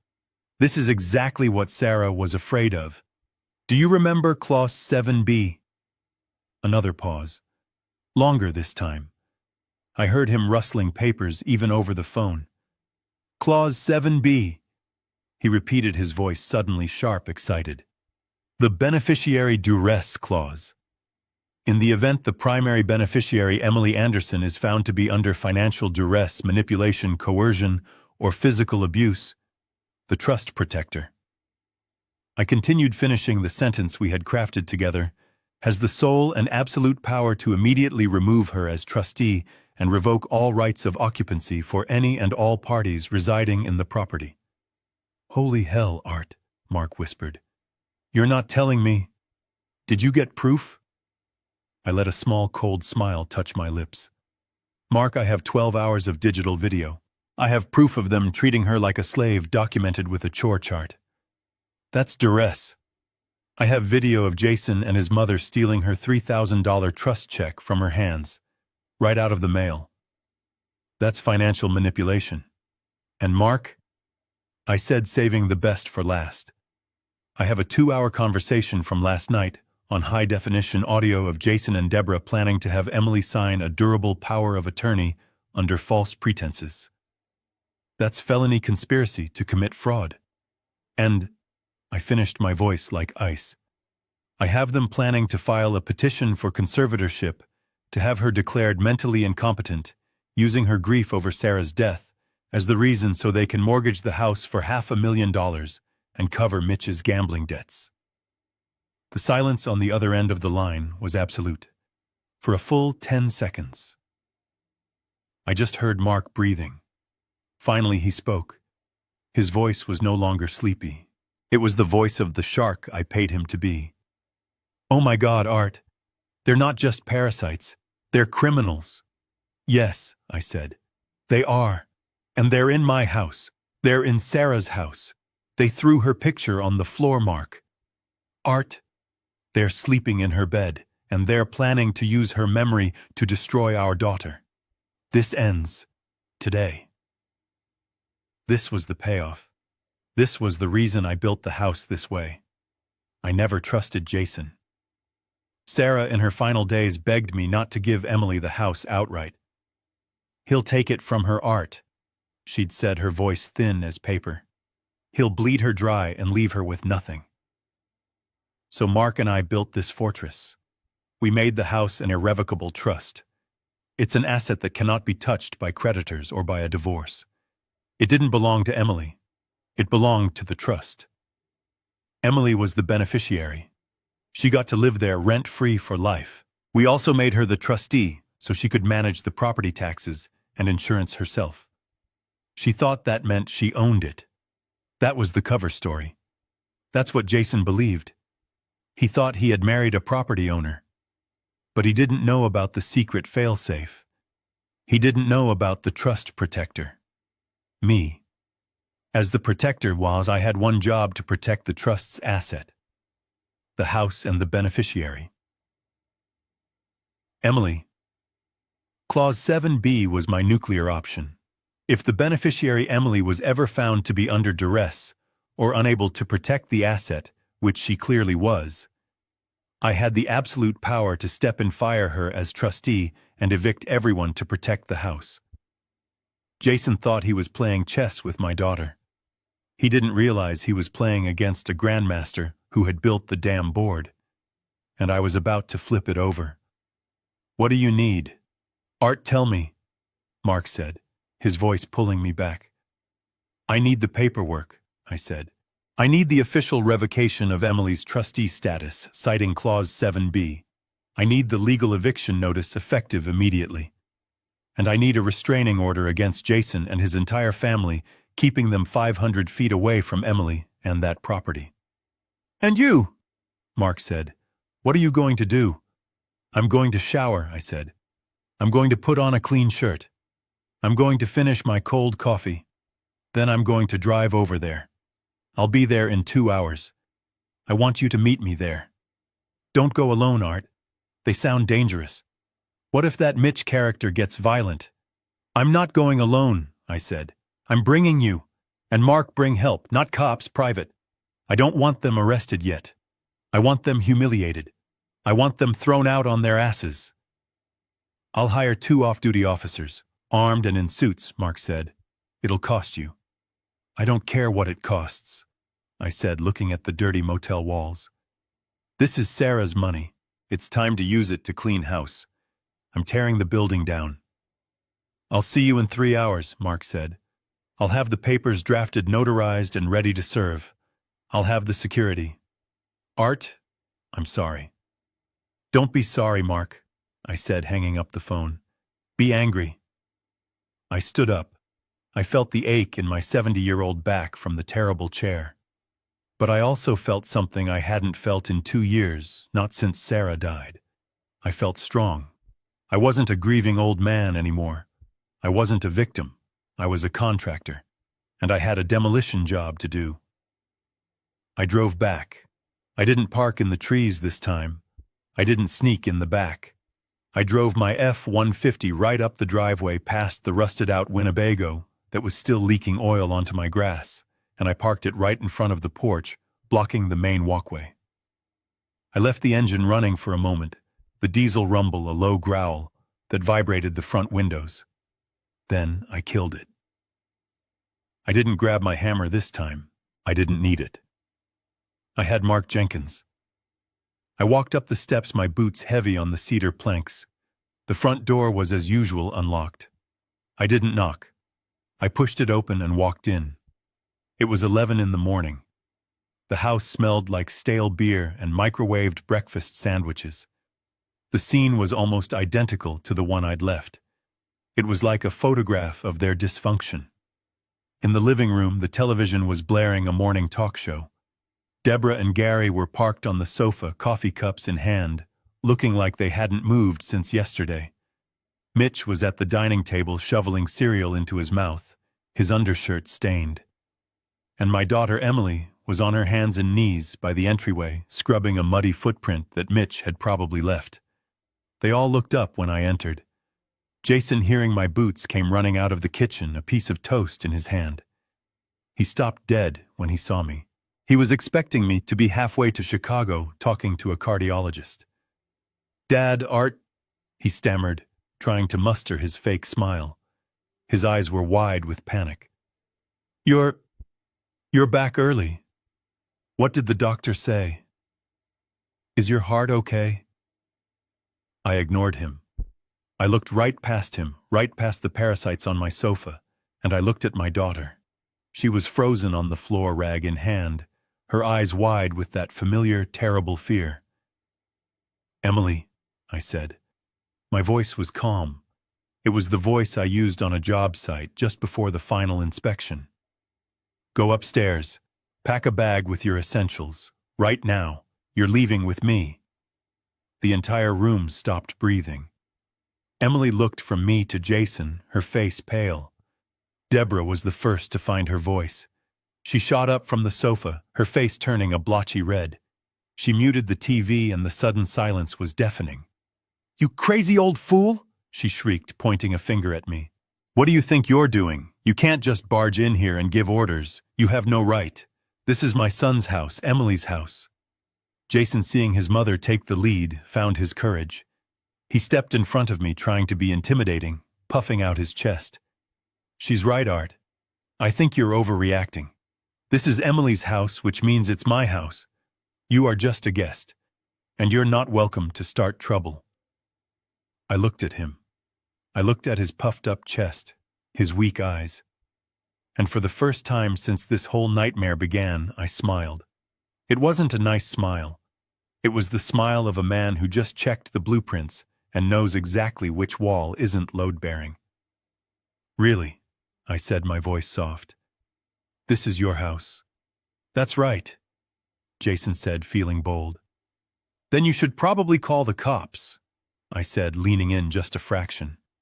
"Because there are strangers in my house, and I'm about to have them removed." Jason's smug look faltered. "What? What are you talking about, old man? You're not making sense." "I'm talking about this," I said. Right on cue, as if we had rehearsed it, the front door swung open again. A man in a $3,000 Italian suit stepped in. It was Mark Jenkins. He was tall, sharp, and had the eyes of a shark. He carried a fine leather briefcase. Behind him, two other men filed in. They were not lawyers. They were huge. Both were over 6'5", built like brick walls, wearing black suits, white shirts, and earpieces. They positioned themselves on either side of the doorway, folding their arms. They didn't just look like security. They looked like the kind of men who tear doors off hinges for a living. The room went absolutely dead silent. The only sound was the click of Mark Jenkins snapping open his briefcase. He looked around the room, his gaze landing on the filth, the lazy occupants, and finally on Jason and Debra.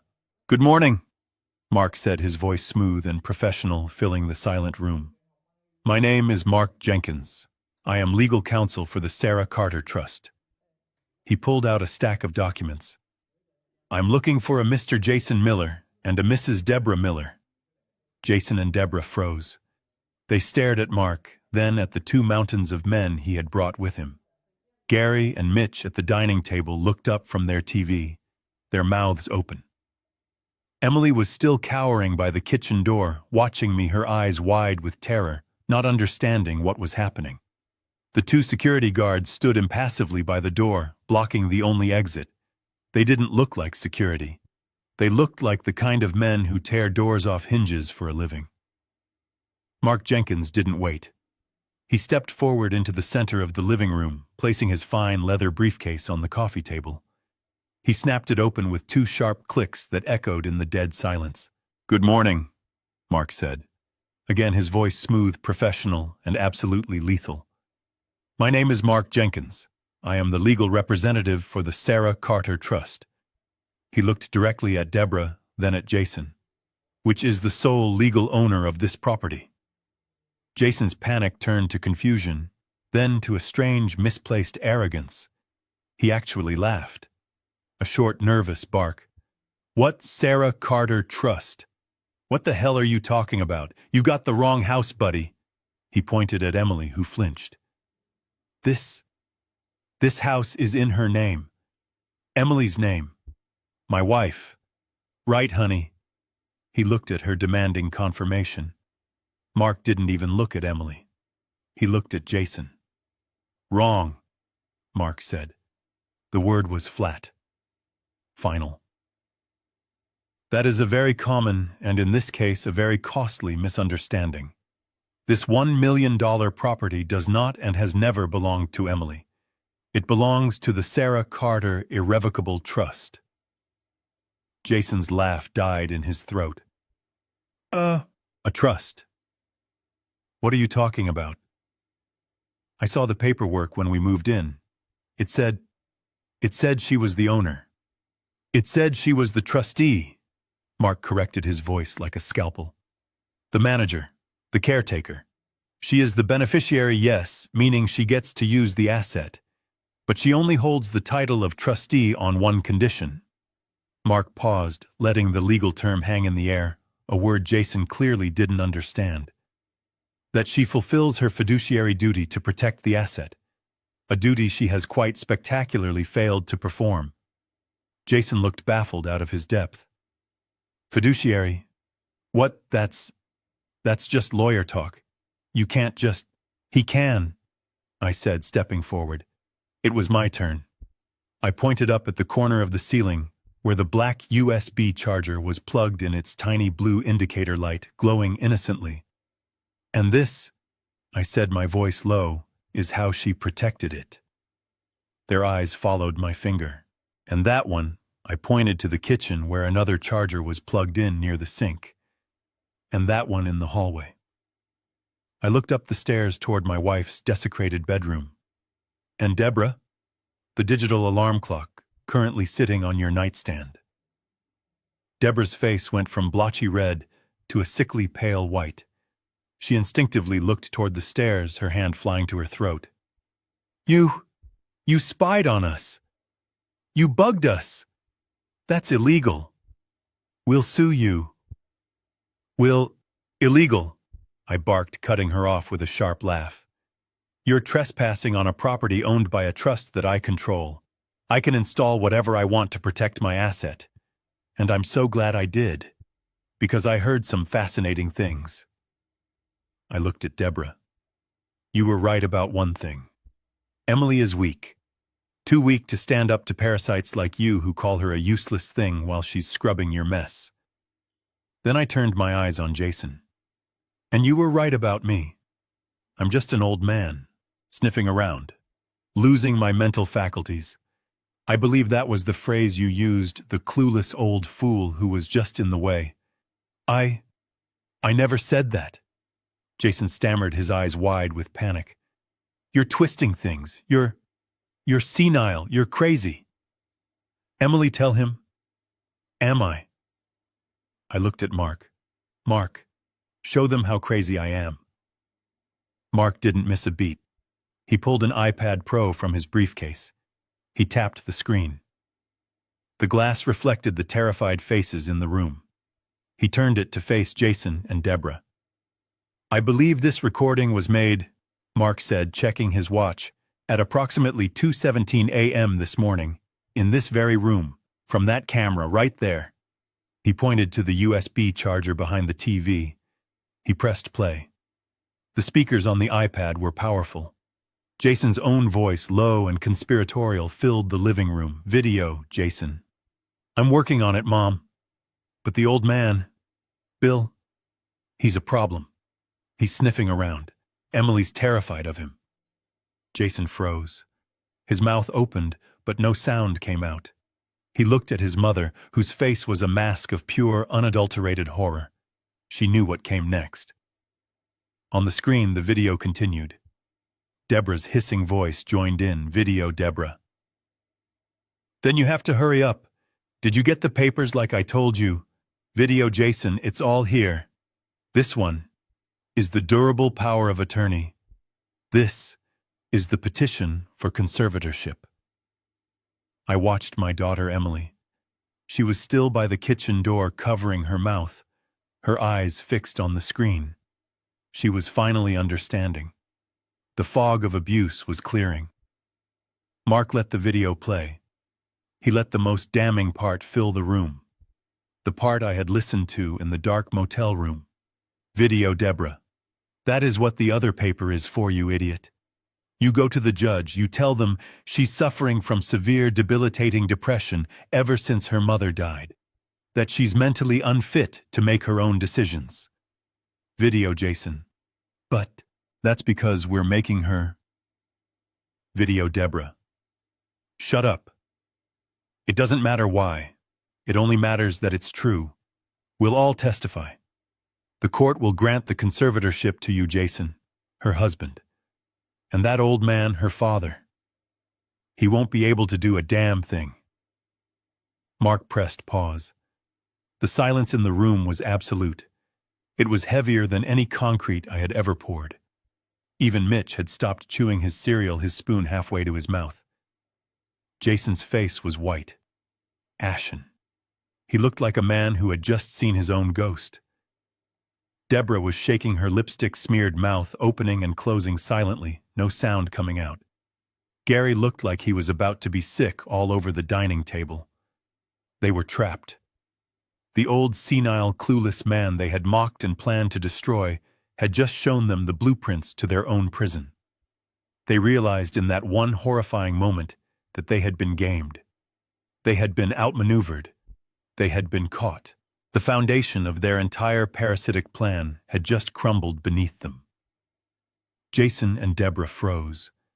They stared at Mark, then at the two mountains of men he had brought with him. Gary and Mitch at the dining table looked up from their TV, their mouths open. Emily was still cowering by the kitchen door, watching me, her eyes wide with terror, not understanding what was happening. The two security guards stood impassively by the door, blocking the only exit. They didn't look like security. They looked like the kind of men who tear doors off hinges for a living. Mark Jenkins didn't let them recover. He didn't give them a moment to think, to build a new lie. He pressed stop on the iPad, the sudden silence as loud as the accusations. He turned from the screen to the parasites. As you can see, Mark said, his voice cutting through the room, we have irrefutable proof. He began to tick off the points on his fingers, a legal executioner counting the charges. 1 systematic domestic servitude and labor abuse against the beneficiary Emily Anderson. He gestured to Emily, who was still standing by the kitchen, her hands over her mouth, her eyes wide, finally understanding. 2 willful financial malfeasance. Mark's eyes bored into Jason. Specifically, the theft of the $3,000 monthly trust fund check, which we have on video, you handing directly to your mother. Debra flinched, her hand instinctively going to her robe pocket. And 3, Mark said, his voice dropping. Conspiracy to commit felony fraud, including the fabrication of documents, this power of attorney, and this petition for conservatorship, with the express intent to defraud the beneficiary and seize the assets of the Sarah Carter Trust. He let that hang in the air. Jason looked like he was going to throw up. Mark then turned his gaze not unkindly to my daughter. Emily, he said, his voice softening slightly, I am truly sorry about this, but you must understand that as trustee, your primary sole duty was to protect the asset, this house. You have failed to do so. Emily shrunk back. I didn't know. I know, Mark said, which is why you are a victim. But the trust must be protected. Therefore, as stipulated in Clause 7B of the trust agreement, abuse of beneficiary, your father, William Anderson, as the sole trust protector, has this morning signed this document. He held up a fresh sheet of paper with my signature, William Bill Anderson, scrawled at the bottom. This document, Mark declared, officially revokes your status as trustee effective immediately, and for your own safety and to protect the asset, it temporarily revokes your right of occupancy. Emily gasped, but I held up a hand. Wait, kid. Trust me. Mark then turned his sharp, cold gaze back to the 5 invaders.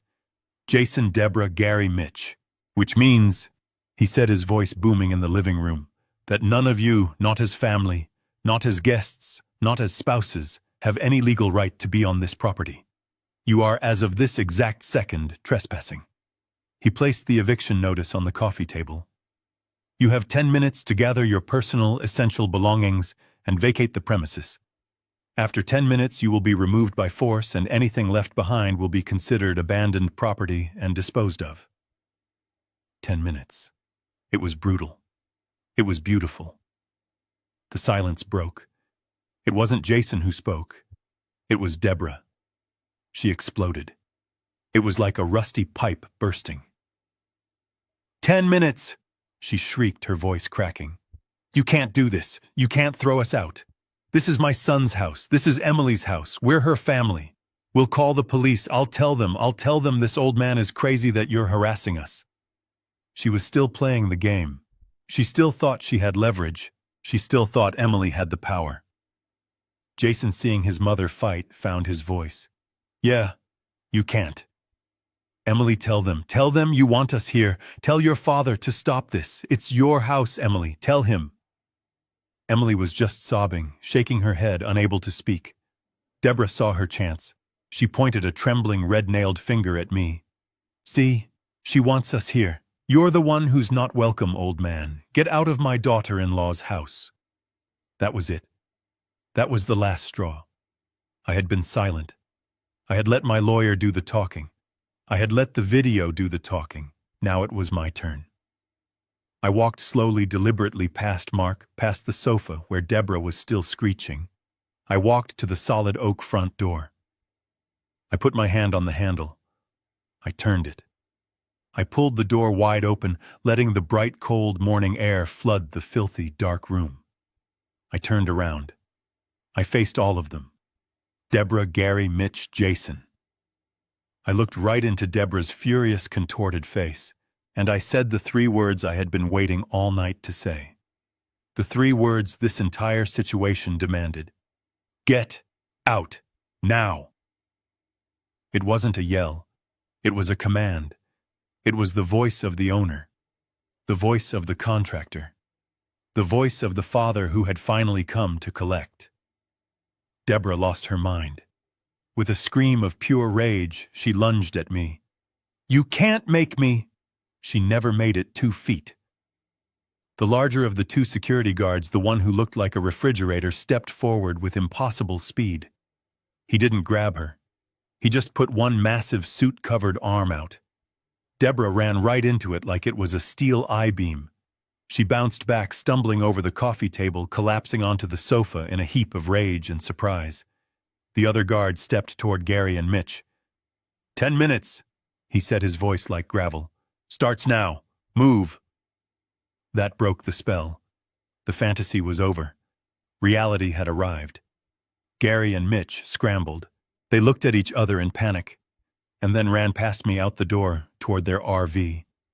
They knew a lost cause when they saw one. Debra was hysterical, screaming and crying on the sofa. My things, my clothes, my pictures. You have 9 minutes, Mark said, looking at his watch. She shrieked again and ran up the stairs back to Sarah's room. Jason was the last to move. He was staring at Emily, his face a mask of disbelief. Emily, you're letting him do this after everything. You're choosing him. I watched my daughter. This was her moment. Emily, still crying, looked at him, and for the first time I saw the fear in her eyes replaced by something else. Disgust. She didn't say a word. She just turned her back on him and walked over to stand behind me. That was his answer. The next 5 minutes were chaos. Debra running down the stairs, throwing armloads of clothes into a garbage bag. Gary and Mitch frantically tossing trash out of the Winnebago to make space. Jason, finally realizing it was over, just grabbed his briefcase and his laptop, his face ashen. They filed out one by one, a pathetic parade of parasites, walking past me, past the guards, onto the lawn. They stood there, a miserable pile of luggage and people on the muddy tracks their RV had dug into my lawn. I stood in the doorway. I looked at Debra. I looked at Jason. I said nothing else. I just slammed the solid oak door. The sound echoed through the house. It was the sound of a vault closing. It was the sound of me, William Anderson, taking my house back. The thud of the solid oak door echoed in the sudden cavernous silence of the living room. It was over. The noise, the shouting, the parasites were gone. The only sound in the room was a small, high-pitched keening. It was the sound of a spring wound so tight it was about to break, finally letting go. I turned around. My daughter Emily was still standing where she had been frozen, halfway between the kitchen and me. Her hands were still clasped in front of her mouth. Her eyes, which had been wide with terror, now seemed to lose their focus. Her entire body began to tremble, not with fear, but with shock. "Emily," I said, taking a step toward her. She collapsed. She didn't faint. She just folded. Her legs gave out, and she crumpled onto the hardwood floor I had polished, dissolving into a fit of desperate, gut-wrenching sobs. It was the most terrible sound I had ever heard. It was the sound of a dam breaking. I rushed to her, kneeling on the floor, my old knees screaming in protest. I pulled her into my arms. She was limp like a rag doll, but she clung to me, burying her face into the fabric of my work shirt, her tears soaking through to my skin. "It's okay, honey," I whispered, my voice rough. "It's over. They're gone. You're safe." "I'm sorry, Dad," she wailed, her words muffled against my chest. "I'm so sorry. I didn't know what to do. Shh. It's not your fault." "It is," she cried, pulling back to look at me, her face a mess of tears and mascara. "I was so scared, Dad. I was so scared he would leave me. He told me if I didn't do what his mother said, if I made trouble, he would leave me. He said I was weak, that no one else would ever want me. He said I'd be all alone, that I wouldn't have anyone. Not even you." My heart broke. It shattered into 1,000 pieces. It wasn't just a house they were stealing. They had been systematically dismantling my daughter's mind, isolating her, convincing her she was worthless, that this abusive, parasitic coward was her only option. They had used her love and her loyalty as a weapon against her. I pulled her tight, rocking her like I did when she was a child who had scraped her knee. "Listen to me," I said, my voice thick. "A man who makes you choose between him and your family. A man who tells you you're worthless. That's not a man. That's a bully. And he doesn't deserve you, Emily. He is not worth a single one of your tears." I held her head in my calloused hands. "You are not alone. You hear me, you have me. You are safe now." A sudden violent pounding on the front window made us both jump. Outside on the porch was Jason. His face was pressed against the glass, his features twisted in a mask of desperation. Debra was behind him, screaming, her face purple with rage, but I couldn't hear her words through the thick glass. "Emily!" Jason yelled, his voice muffled but clear. "Emily, open the door. Don't let him do this. He's crazy. He's trying to control you. It's our house, Emily. Tell him you want me here. Tell him." I started to get up, my anger flaring again, but Emily moved first. She pulled away from me. She stood up on shaky legs. She looked at me, then at the 2 massive security guards who were standing like statues by the door. She looked at Mark Jenkins, who was calmly checking his phone. Then she walked to the window. Jason saw her coming, and his face lit up in a desperate, hopeful smile. "Yes, honey, that's it. Tell him to leave. It's our—" Emily put her hand flat on the glass right in front of his face. She wasn't crying anymore. Her face was pale, her eyes were red and swollen, but the fear was gone. It had been replaced by a cold, quiet anger I had never seen in her. It was my anger. "Don't touch me," she whispered, her voice low and shaking, but not with fear, with rage. "I heard the video, Jason." Jason's smile froze. You were going to have me declared incompetent?" she asked, her voice breaking on the last word. You were going to tell a judge I was crazy, so you could steal my house, my mother's house. Jason just stared at her. His mouth opened and closed. He had no more lies. He knew in that instant that he had lost. He hadn't just lost the house. He had lost her. He had been completely and totally exposed. He stumbled back from the window as if she had slapped him. That was all I needed to see. My daughter had found her footing. It was time for me to take out the trash. I walked to the front door, unlocked the deadbolt, and pulled it open. The noise of Debra's screaming hit us. "Call the police, I'll have you arrested for kidnapping." I stepped out onto the porch, Mark and the 2 guards right behind me. "Your 10 minutes are up," I said. I looked past Debra, past Gary, who was just standing there uselessly, and looked at Mitch, who was trying to load my tools into the back of the RV. "Hey!" I yelled. "Drop it! That's not yours!" Then I pointed to the rusted Winnebago.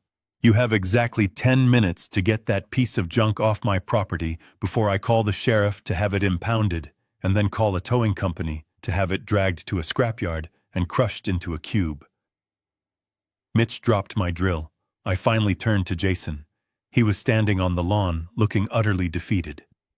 "And you," I said, "this is the last time you will ever speak to my daughter. This is the last time you will ever set foot on this property. Mark Jenkins, my lawyer will be in contact with you about the divorce. If you or any member of your family come within 500 feet of Emily, we will have you arrested. Do you understand me?" He just stared at me, his eyes dead. I said, I roared, "Do you understand me?" He flinched and nodded a tiny, pathetic movement. I watched them, a miserable, defeated little group. Debra had finally stopped screaming. She was just staring. They scrambled into the RV, the shame and fury rolling off them in waves. I heard the engine crank once, twice, then finally catch with a puff of thick, black, oily smoke. The RV lurched forward, driving off my lawn, leaving 2 deep, muddy scars in the beautiful green grass. I stood on the porch, my daughter standing silently beside me, and I watched them drive down that gravel road until they were nothing but a small, pathetic speck in the distance. We left the house that day. I left Mark and his security team to lock the place down, to change the locks, to put up the no trespassing signs. I just took my daughter. I put her in the passenger seat of my F-150, buckled her in like she was a little girl again, and I drove. I drove the 3 hours back to my house in Chicago, the one I had shared with Sarah, the one Emily grew up in. She didn't say a word the entire ride. She just stared out the window, her hands clutched in her lap, as if she was watching a movie of the last 5 years play out on the passing cornfields. When we got home, I led her up to her old bedroom. It was still painted the same pale yellow she had chosen when she was 16. I put her bag on the bed. "You rest," I told her. "You're safe here." She slept for almost 24 hours straight. It wasn't just sleep. It was a collapse. The kind of shutdown that happens when a body has been running on pure adrenaline and terror for too long. The country house was locked up. It was a crime scene. Mark had an inventory done, and we hired a deep cleaning crew to fumigate and scrub the filth left by those people. My tools, my beautiful Milwaukee tools, were a write-off. Mitch had destroyed them, leaving them out, caked in God knows what. I told the crew to just throw them away. They were tainted. But I wasn't focused on the house. I was focused on Emily. The next week I took her to a therapist. Not just any therapist. Mark recommended a specialist, a doctor. Aris, a woman who dealt with survivors of domestic abuse and high-control relationships. I sat with Emily in that first session. I needed to hear it too. Emily just sat there, small and silent, staring at her hands. "Emily," Dr. Aris said, her voice kind but firm. "What you experienced wasn't just a bad marriage. It was coercive control. It was financial abuse. It was psychological manipulation." She gave a name to the horror. She explained how Jason and his family had used a classic abuser's playbook: isolate the victim, move her to a remote house, control the finances, steal her trust fund check, undermine her self-worth, call her useless, lazy, stupid, and finally instill fear, the threat of abandonment. I watched my daughter as she listened. I saw a flicker of something in her eyes. It wasn't just understanding. It was validation. She wasn't crazy. She wasn't weak. She was a victim. While Emily was in her sessions, I was in mine. With Mark Jenkins, we sat in his high-rise office in the Loop. I handed him the laptop and the hard drive where I had downloaded all 12 hours of video. "I want them gone, Mark," I said. "I want them out of her life. Forever." Mark just smiled. "Art," he said, "this isn't just a divorce case. This is a demolition." He was ruthless. He didn't just file for divorce. He filed for an emergency restraining order for Emily, attaching a 2-minute highlight reel of the video evidence: Debra screaming, Jason snatching the check, and the late-night conversation about the conservatorship. A judge saw it. He signed the order immediately. Jason and his entire family were legally barred from coming within 500 feet of Emily or me. Then Mark filed for the divorce. It was, I'm told, the shortest divorce negotiation in Illinois history. Mark sent Jason's new court-appointed lawyer a private password-protected link to the full 12 hours of video. The subject line was simple: Exhibit A. Jason and Debra didn't fight. They couldn't. Mark made it clear that if they contested anything, alimony, division of assets, anything at all, he would hand-deliver the hard drive not to a divorce judge but to the district attorney. He explained that conspiracy to commit fraud against a vulnerable person and elder abuse, since they were trying to defraud me too, carried significant prison time. They folded. Instantly. They agreed to the divorce. They agreed to no assets, no alimony. They agreed to sign a non-disclosure agreement promising to never speak about Emily or me again in exchange for us not pressing criminal charges. It was over. Legally, at least. I heard through the grapevine my cousin knows a guy who knows a guy in their old neighborhood. What happened to them? Without Emily's $3,000 check, without the free house, without my money to siphon the whole parasitic structure, imploded. Mitch's bookie in Joliet finally came to collect. Last I heard, Gary and Debra were living permanently in that rusted-out Winnebago parked in a trailer park somewhere near the Indiana border. They were broke and they had turned on each other, blaming Jason for everything. 3 months passed. It was spring in Chicago. The snow melted. I watched the color return to my daughter's face. The therapy was working. She stopped apologizing every time she entered a room. She stopped flinching when I raised my voice to cheer for the Cubs on TV. She started to exist again. One evening we were sitting on my back porch, the one Sarah and I built. The air was cool.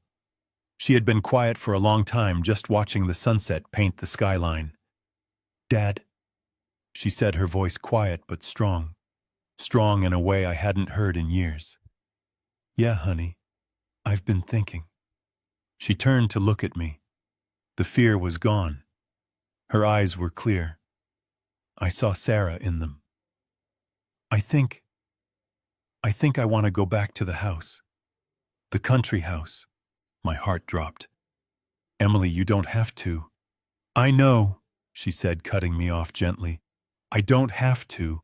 I want to. It's still my house. It's Mom's house. I let them defile it. I let them push me out." She stood up, looking out at the city. "I want to go back, Dad. But this time, I want to do it right. I want to learn how to be strong enough to protect it. I want you to teach me." I looked at my daughter. My strong, beautiful daughter. She wasn't broken. She was forged. "Okay, honey," I said, standing up beside her. "Okay. Let's go home." 6 months passed. 6 months of hard work, not just for me, but for Emily. We didn't go back to the country house right away. I had it professionally sanitized. I mean down to the studs. I ripped out the carpets in the master bedroom, Sarah's room, because I couldn't get the smell of Debra's cheap cigarettes out. I replaced them with new hardwood, the same oak as the rest of the floor. I repainted.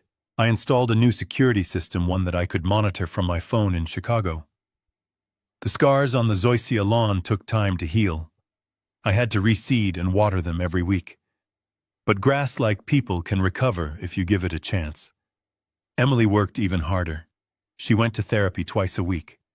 Dr. Aris was a miracle worker.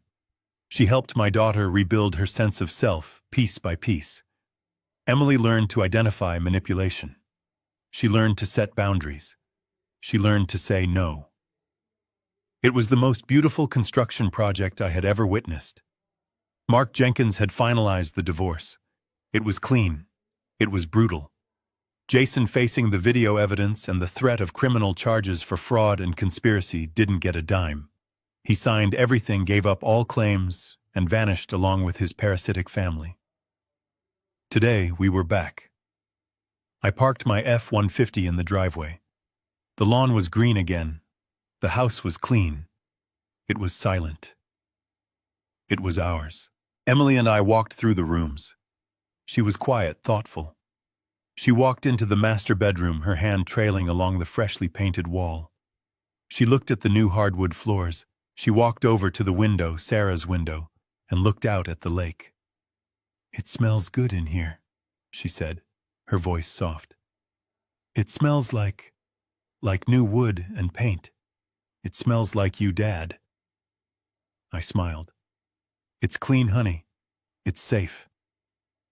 "I brought something," I said. We went outside. In the truck bed, battered but alive, was the Meyer lemon tree I had bought 6 months ago. Its leaves were a little yellow, but it was still fighting. "I kept it watered at home," I said. "Figured it was time to plant it." Before we did, Mark Jenkins arrived. He wasn't in his sharkskin suit today, just jeans and a polo shirt. He had one last document for us to sign right there on the hood of my truck. "This is the amended trust agreement," he explained, handing Emily a pen. I had Mark rewrite the rules. The house was still the property of the Sarah Carter Trust. Emily was being reinstated as the official trustee. That was important for her. It showed I trusted her again. But I was still the trust protector. That was important for me. And I had Mark add a new clause. I called it the No Parasites Clause. Mark called it Clause 9, a cohabitation. It stated in no uncertain terms that no one, no spouse, no partner, no friend, no roommate could live in this house for more than 30 consecutive days without my express written consent. Emily read it. She looked at me, a small, knowing smile on her face. "You just can't help yourself, can you, Dad? Always building in a failsafe. A good contractor always checks the load-bearing walls," I said. She signed it. "Good," she said. "I like that rule." Mark nodded, shook our hands, and left us to it. Emily and I picked a spot in the backyard, a place with good morning sun, right where Sarah would have wanted it. I dug the hole. My back complained, but it was a good pain. A productive pain. Emily gently loosened the root ball. Together we lifted the tree and settled it into the earth. We shoveled the dirt back in, tamping it down our hands, working together. We stood back. It was just a small, scrawny tree in a big yard, but it was a start. It was alive. I watched Emily get the hose and begin to water it, the spray catching the afternoon sun. I thought about the last 6 months, the darkness, the betrayal, the rage, and now this quiet. I had spent my entire life, 70 years, building things, building houses, building foundations, building a family. I built them with steel and concrete and 2x4s. I built this house with my bare hands, thinking that wood and drywall could protect my daughter, thinking that a thing could keep her safe. I was wrong. Houses don't protect people. Walls don't stop the real monsters. The real monsters aren't the ones who break down the door. They're the ones you invite inside. The ones who smile at you while they poison you. the ones who use your love against you. I looked at Emily, her face calm, focused on the small tree. No houses don't protect people. People protect people. That's the job. That's the only job that matters. Emily turned off the water. She looked at the tree, then at me. Her eyes were clear. The fear was gone. "Thank you, Dad." She said, her voice quiet but solid as oak. "Thank you for not giving up on me. Even when I gave up on myself." I nodded. I couldn't speak. I just put my arm around her shoulder and pulled her close. We stood there looking at the house. Our house. "Family isn't something you just give away, honey," I finally said, my voice thick. "It's not a gift. It's a foundation. And sometimes you have to fight to protect it." I squeezed her shoulder. "And William Anderson. He's never lost a fight for what matters." The lesson from William Anderson's story is that love isn't just about giving. Gifting Emily the house almost became a disaster because that kindness wasn't protected. True love demands active protection and foresight. William won not with emotion, but with strategy, the secret cameras, and most importantly, the irrevocable trust. Kindness without strong boundaries becomes an invitation for abusers. Sometimes the toughest, most decisive action is the most loving form of protection.